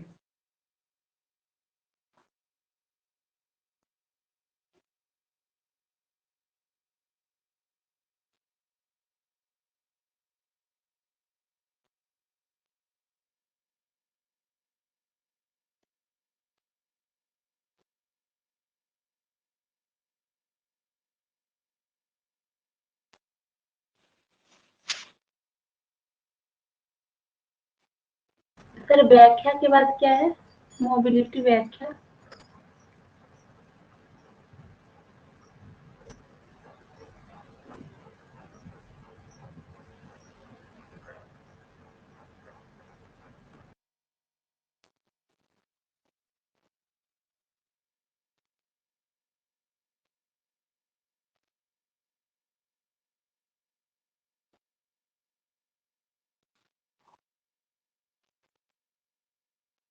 मोबिलिटी की व्याख्या त्रिविमीय मॉडल, 3 डायमेंशनल मॉडल का प्रयोग करते हुए दिया, जिससे समय क्षेत्र भूगोल की शुरुआत हुई। समय क्षेत्र भूगोल इन्वर्टेड कॉमा में है की शुरुआत हुई, यानी कि ज्योग्राफी,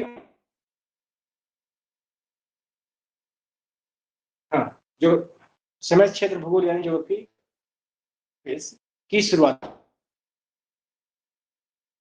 और स्थान की संकल्पना यानी concept of time and space in geography, इसको ऐसे भी कह सकते, ठीक है।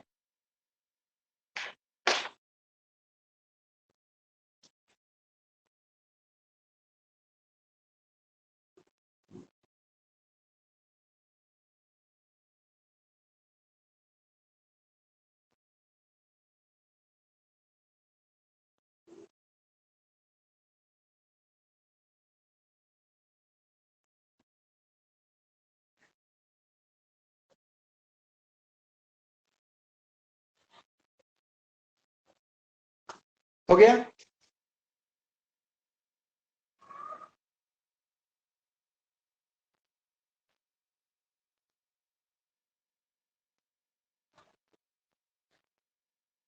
हो गया हो तो बताएं।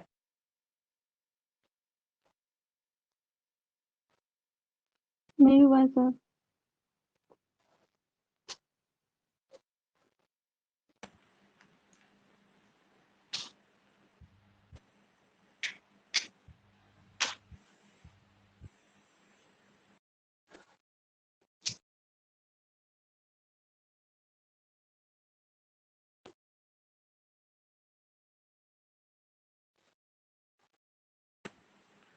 सर हो गया।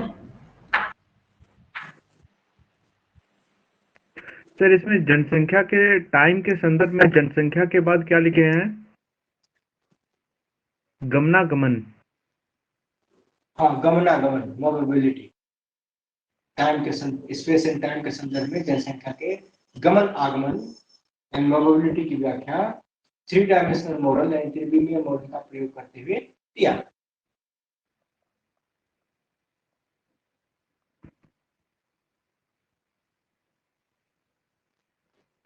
हो गया सर।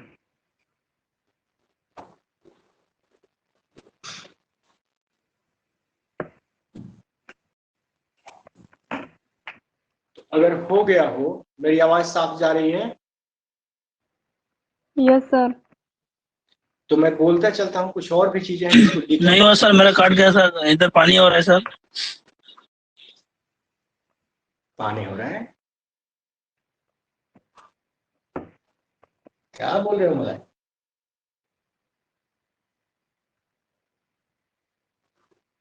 चलो इसको लिख लो, तब हम बोलेंगे, ऐसा कुछ नहीं है, तुम पूरा कर दो पहले।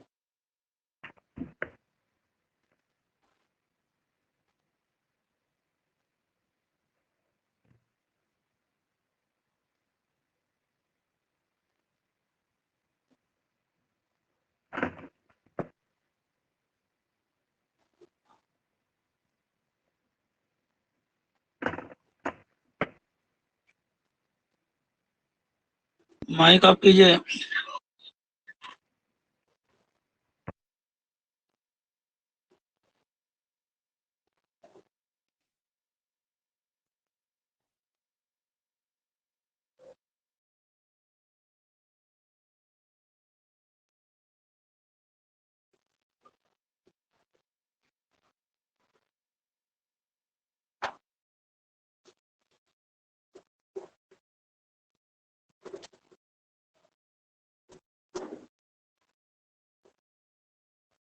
चलो, तो एक तरह से हम क्या देखते हैं कि भूगोल में प्रत्यक्षवाद के कारण, प्रत्यक्षवाद के कारण सांख्यिकीय विधियों, खासकर central tendency, standard deviation, regression, correlation, nearest,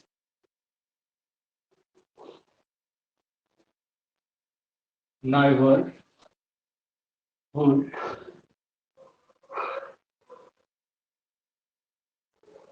techniques,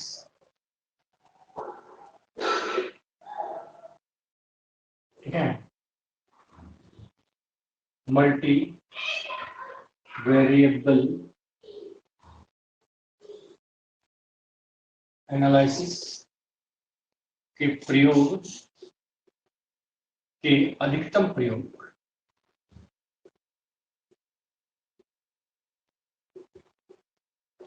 को बढ़ावा मिला। प्रत्यक्षवाद ये कर गया, ठीक है। दूसरी तरफ क्या होता है कि भूगोल में प्रादेशिकरण की भी विधियां अपनाई गई, और प्रादेशिकरण के लिए जो विधि अपनाई गई उसमें फैक्टर एनालिसिस था, ठीक है, फैक्टर एनालिसिस का प्रयोग।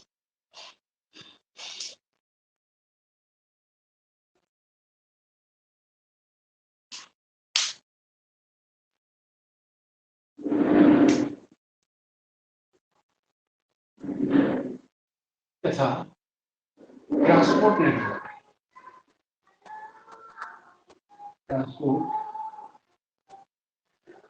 नेटवर्क के प्रयोग को बढ़ावा मिला।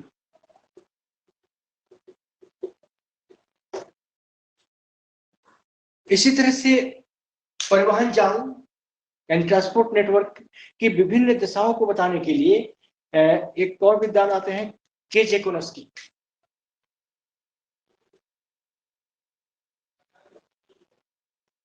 केजे कोनस्की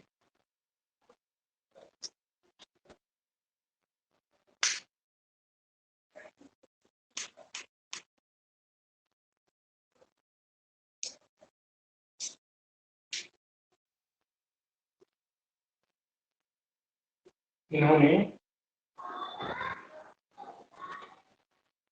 ट्रांसपोर्ट नेटवर्क की विशेषताओं को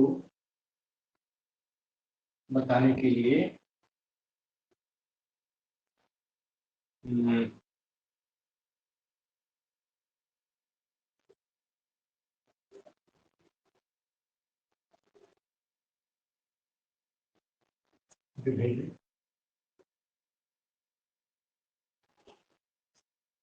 टोपोलॉजिकल मार्कों के प्रयोग को बढ़ावा दिया। ठीक है, इसी तरह से तुम्हारा हॉर्टन एंड स्टहलर, हॉर्टन का नाम सुना है?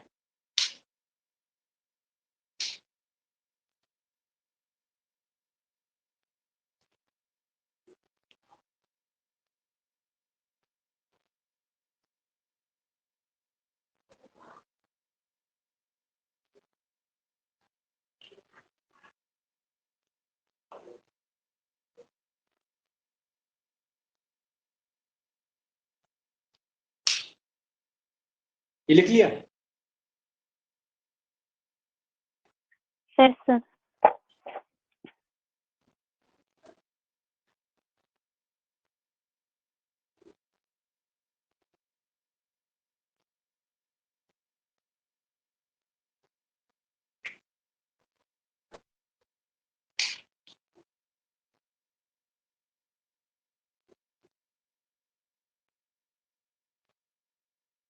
हॉर्टन एंड स्टहलर, ये दो सबसे पहले तो हॉर्टन काम करते हैं, उसके बाद ही स्टहलर आते हैं इसमें। लेकिन इस दोनों ने क्या कहते हैं, अपवाह तंत्र विश्लेषण के लिए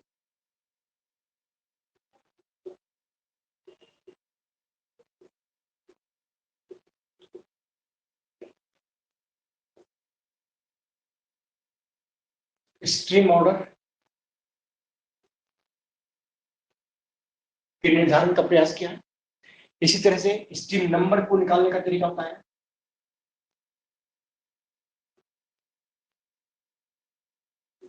स्ट्रीम नंबर को निकालने का तरीका होता है। इसके अलावा स्लोप ग्रेडियंट, ढाल प्रवणता,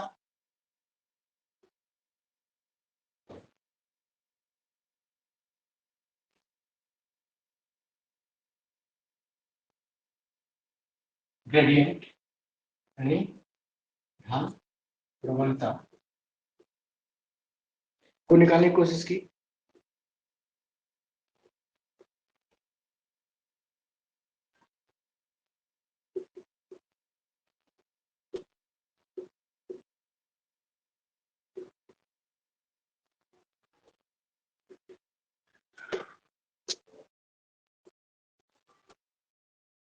के लिए गणितीय नियमों को लागू किया। ठीक है,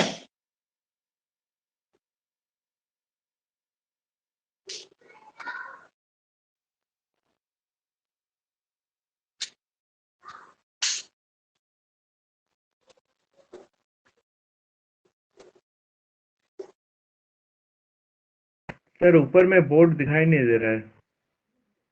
हाँ नहीं, तो इसके ऊपर नहीं है, जितना दिखाई दे रहा है वो तो वही दिखाई दे आप रहा है। क्या लिखे हैं सर? इसका सिद्धांत क्या था सर? अपवाह तंत्र विश्लेषण। ठीक है, ड्रेनेज सिस्टम एनालिसिस।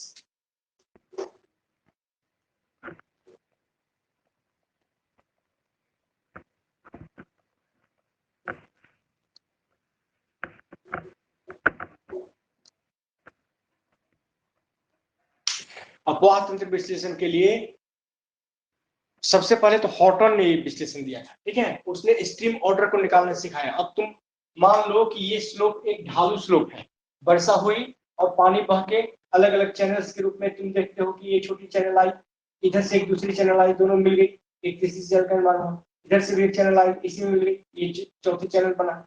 ठीक है, इसी तरह से इस क्षेत्र से भी आ गया। ठीक है, और इस तरह से तुम देखते हो कि अनेक कई चैनल्स जो है इसमें जुड़ते चले गए। यहाँ से भी एक निकलता है, इसी तरह से यहाँ से भी एक आता है। ठीक है, तो इसने बताया कि कैसे की मोटाई बढ़ जाती है, इधर से और एक आके मिल गया। ठीक है, इसी तरह से जब इधर का भी मासिंग पैटर्न डेवलप होता है और ये दोनों आके मिलते हैं। ठीक है, तो ये मोटी चैनल हो जाती है, और ये दोनों जब आपस में मिलते हैं तो ये काफी मोटी चैनल हो जाती है। तो तुम इसकी मोटाई में अंतर देख रहे हो, जैसे जैसे निचली ढाल की ओर जा रहे हो वैसे वैसे लीवर की चौड़ाई क्या हो रही है, बढ़ रही है। जैसे जैसे ऊपर जा रहे हो नदी के हल्के हल्के मतलब उंगली नुमा प्रवर्धक की तरह से ये छोटे छोटे चैनल निकलते हैं, तो इसको स्ट्रीम नंबर 1 कहेंगे। ये स्ट्रीम नंबर 1 कहलाएगा, ये 1 कहलाएगा। जहां सबसे पहले उत्पत्ति होती है उसको 1 नंबर दिया इन्होंने होटल में, इंस्टॉलर में, ठीक है। इसी तरह से 2 1 नंबर मिले तो एक दूसरा नंबर पैदा हो गया। ये देखो जब ये दूसरा नंबर का ऑर्डर कहलाएगा, ये 1 और ये 2 मिलके ये तीसरा नंबर का हो गया, लेकिन इसके जुड़ने के बाद ये चौथा नंबर हो गया।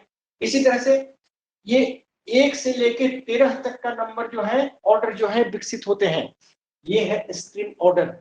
अब स्ट्रीम नंबर क्या है, तो इसी की नंबरिंग करना, ठीक है। इसको अलग अलग तरीका, हॉटन ने जो तरीका अपनाया था उसके ठीक विपरीत स्टालर ने ये तरीका अपनाया, ठीक है। इसी के आधार पर जब 2 स्ट्रीम ऑर्डर मिलते हैं तो अगला जो ऑर्डर विकसित होगा उसकी मोटाई क्या होगी, उसकी चौड़ाई क्या होगी, इसी से निर्धारण करने का प्रयास किया गया। दूसरी बात कि इसकी चौड़ाई बढ़ेगी तो इसका मतलब कि जल की मात्रा भी बढ़ेगी, उसको भी निकालने की कोशिश की गई, ठीक है। ढाल ग्रेडियंट क्या होगा, ये भी ढाल प्रवणता क्या होगी, इसको भी निकालने का फॉर्मूला निकाला गया। तो इस तरह से तुम देखो तो जियोमॉर्फोलॉजी में खास करके ढाल विश्लेषण के सिद्धांत में पूरा तरह से इसको मैथमेटिकल बना दिया। नेटवर्क एनालिसिस करने में, मतलब कि स्ट्रीम ऑर्डर को व्याख्या करने में पूरी तरह से उन्होंने मैथमेटिकल सिद्धांतों का प्रयोग किया और उसके आधार पर एक्यूरेट विश्लेषण किया। और इन सभी बातों को देखकर हॉटसन का भी दिमाग बदला और 1959 में हॉटसन ने कहा ही नहीं, उन्होंने भी गणितीय नियमों का प्रयोग करना प्रारंभ कर दिया, जो हॉटसन उस पेपर के विरोधी हुआ करते थे शुरुआत में, ठीक है। गणितीय नियमों के प्रयोग के द्वारा बेहतर व्याख्या को देखकर हॉटसन जो है ये खुद गणितीय नियमों के प्रयोग पर उतर गए, ठीक है। 1959 में अपने एक लेख में भूगोल में सांख्यिकीय विधियों की उपयोगिता को स्वीकारा। लिख लो नीचे, 1959 में हॉटसन ने भी 1959 में हॉटसन ने भी भूगोल में सांख्यिकीय तथा गणितीय विधियों की उपयोगिता को देखते हुए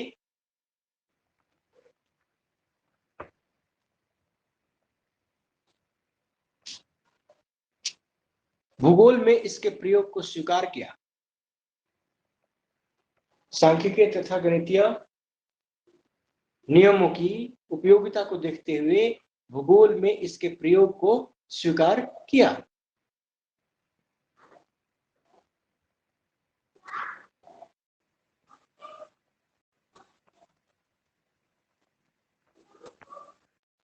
भूगोल में इसके प्रयोग को स्वीकार किया।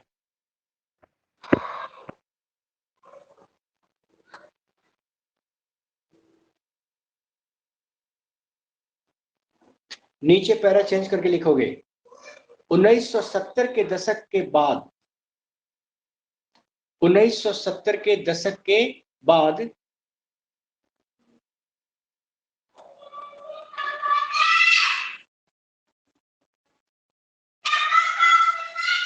प्रत्यक्षवाद आधारित मात्रात्मक उपागम में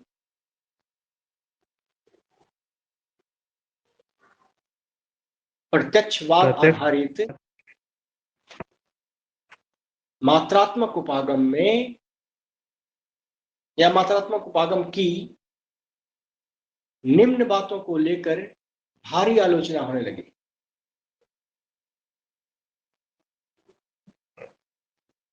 निम्न बातों को लेकर भारी आलोचना होने लगी।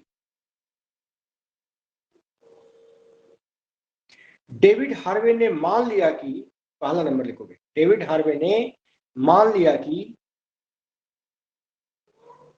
भूगोल में मात्रात्मक क्रांति का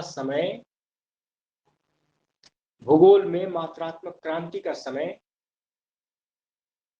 समाप्त हो चुका है, ठीक है। भूगोल में मात्रात्मक क्रांति का समय सर और एक बार रिपीट कर दीजिए। 1970 के दशक, हाँ, डेविड हार्वे ने मान लिया कि भूगोल में मात्रात्मक क्रांति का समय समाप्त हो चुका है।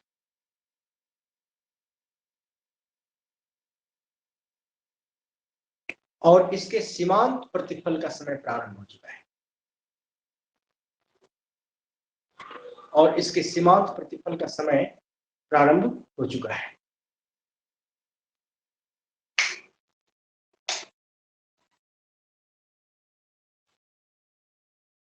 बोले सर सीमांत प्रतिफल का समय समाप्त प्रारंभ हो चुका है।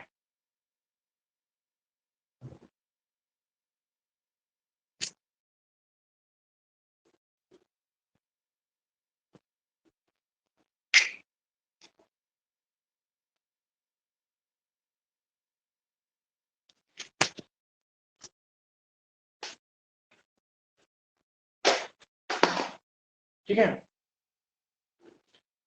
दूसरी बात, दूसरा नंबर लिखोगे, स्टाम्प ने इसे भूगोल में गृह युद्ध की संज्ञा दी। स्टाम्प ने इसे भूगोल में गृह युद्ध की संज्ञा दी। क्या युद्ध से गृह युद्ध। स्टाम्प ने इसे भूगोल में गृह युद्ध की संज्ञा दी।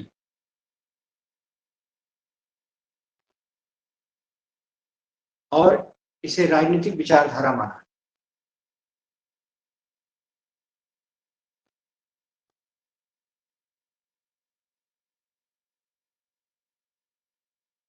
और बताया कि मात्रात्मक क्रांति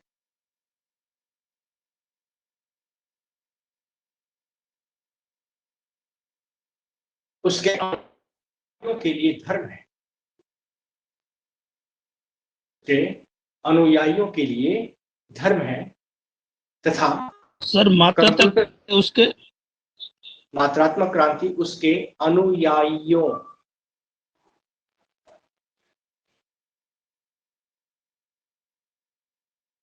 साउंड सर क्लियर नहीं आ रहा है।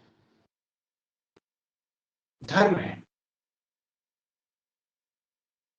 और कंप्यूटर उसका बछड़ा है। सॉरी, कंप्यूटर उसका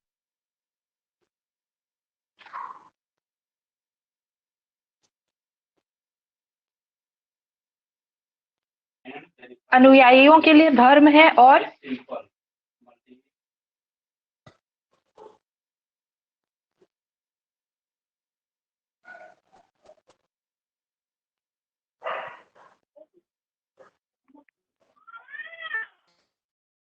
सर साउंड नहीं आ रहा।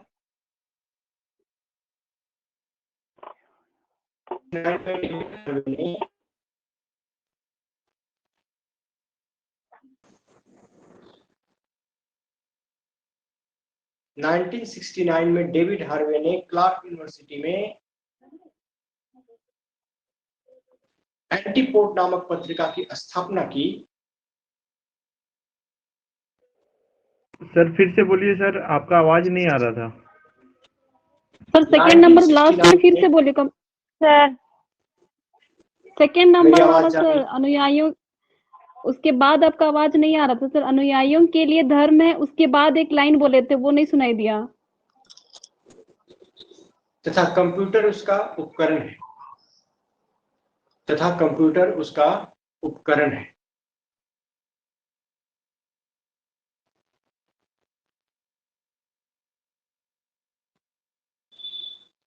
तीसरा पॉइंट लिखेंगे कि 1969 में डेविड हार्वे ने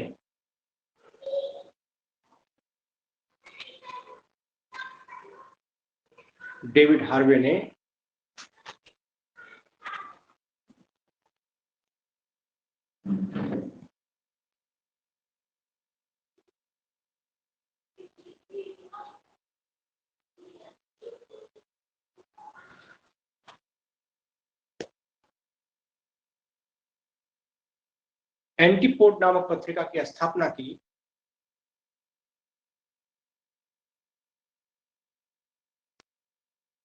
और भौगोलिक शोध को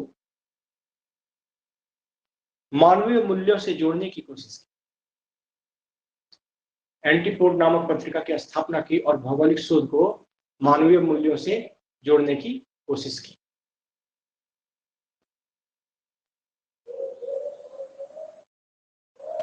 सर और एक बार बोलिए।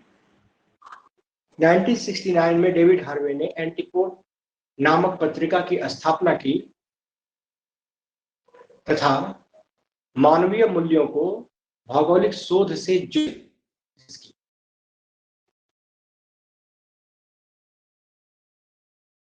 सर भौगोलिक शोध को मानवीय मूल्यों से जोड़ने की कोशिश की। जी। अगला पॉइंट कि मात्रात्मक विधियों पर आधारित शोध।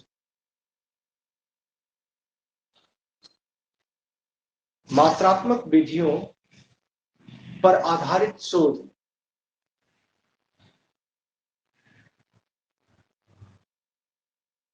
मानवीय मूल्य, ज्ञान,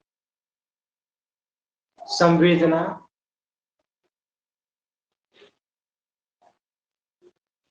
और एक बार बताइए ना सर।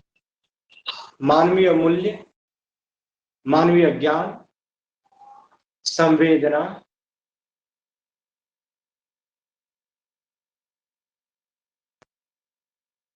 भावना, व्यवहार,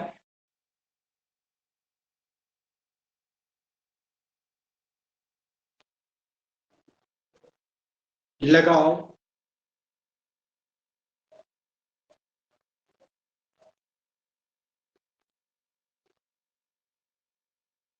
तथा अन्य मानवीय और व्यवहारात्मक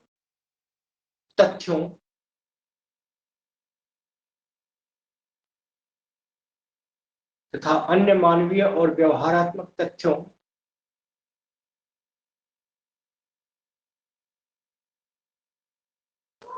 की व्याख्या करने में या सिद्धांत बनाने में असमर्थ है और यह भी मात्रात्मक क्रांति के विरोध का एक बहुत बड़ा कारण था।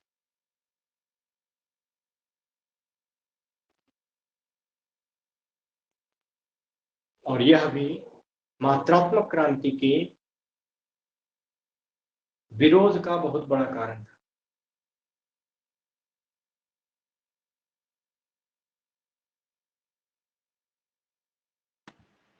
बहुत बड़ा क्रांति था सर। कारण था पागल, तू तो एगो कान अलगे रखती हो हैं।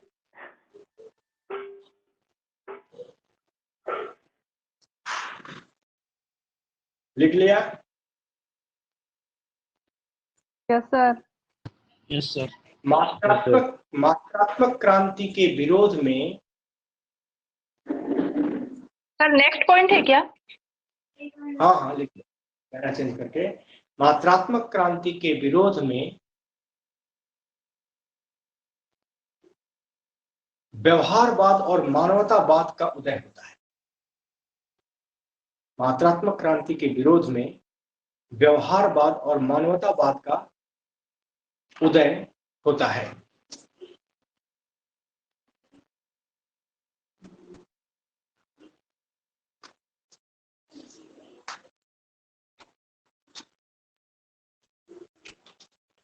लिख लिया?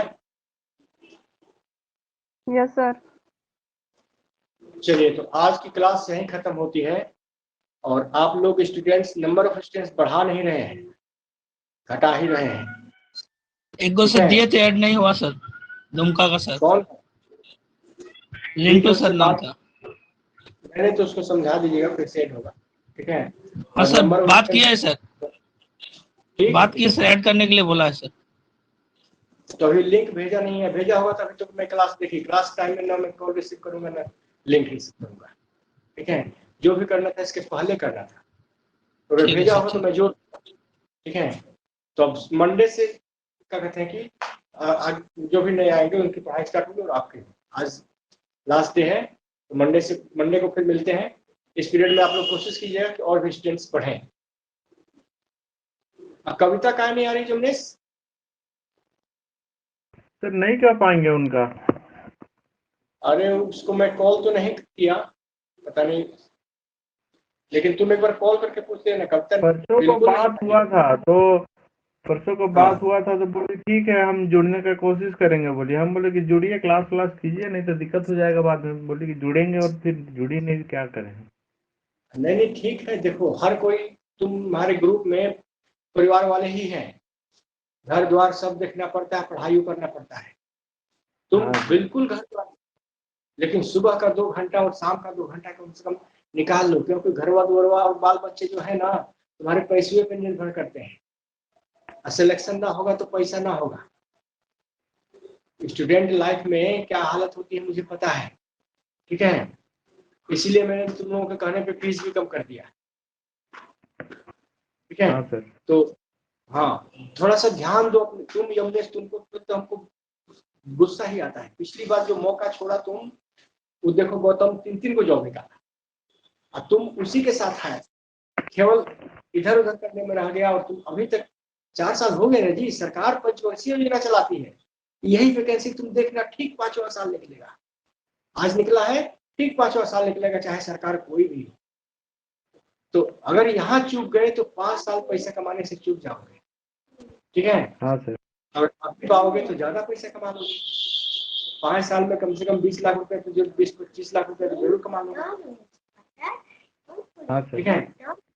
और परिवार की स्थिति भी अच्छी रहेगी, बाल बच्चे भी बढ़िया से पढ़ेंगे लिखेंगे, मनचाहा खर्च को स्वतंत्रता मिल जाएगी, बहुत तमाम बातें हैं। सामाजिक प्रतिष्ठा बढ़ जाएगी, कहा कि टीचर की प्रतिष्ठा बड़ी जानी मानी होती है, समाज में सबसे ज्यादा प्रतिष्ठित उसी को माना जाता है, ठीक है।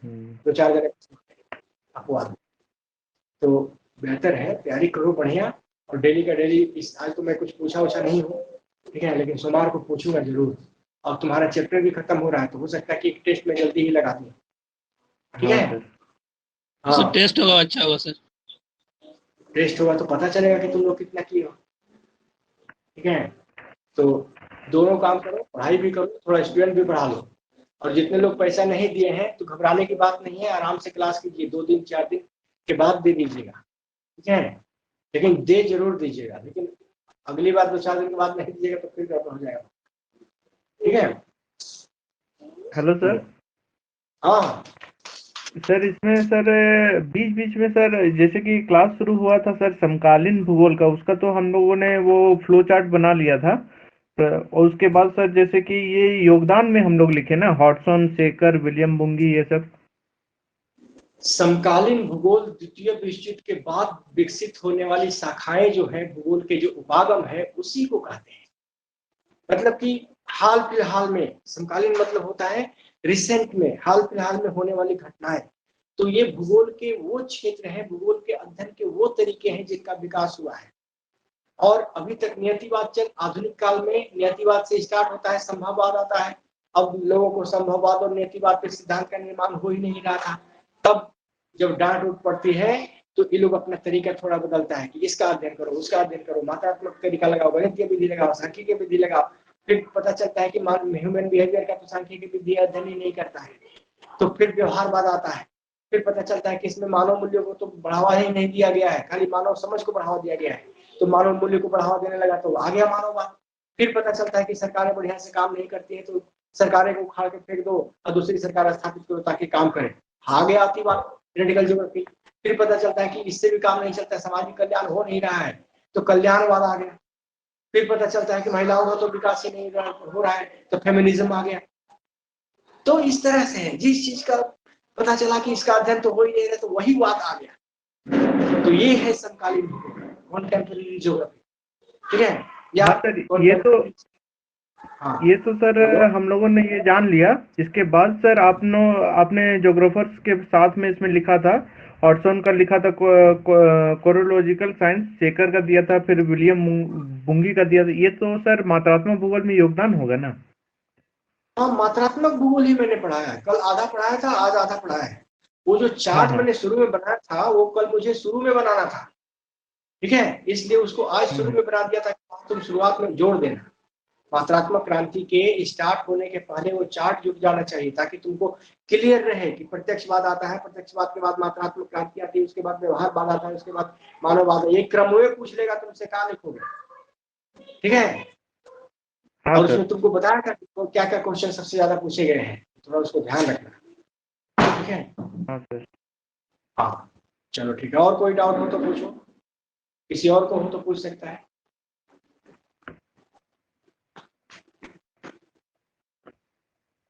चलो ठीक है, रुपेश से बात होती है क्या रमेश? नहीं सर, उनसे तो बात नहीं हुई है अभी तक। रुपेश का नाम याद आया तो हमको याद आया। ठीक है, उसका कांटेक्ट नंबर होगा तो बात कर लूंगा सर। चलो ठीक है, एक दिन मेरी बात हुई थी उससे। अच्छा सर। हाँ ठीक है, फिर सोमवार को मिलते हैं। Okay sir, thank you sir.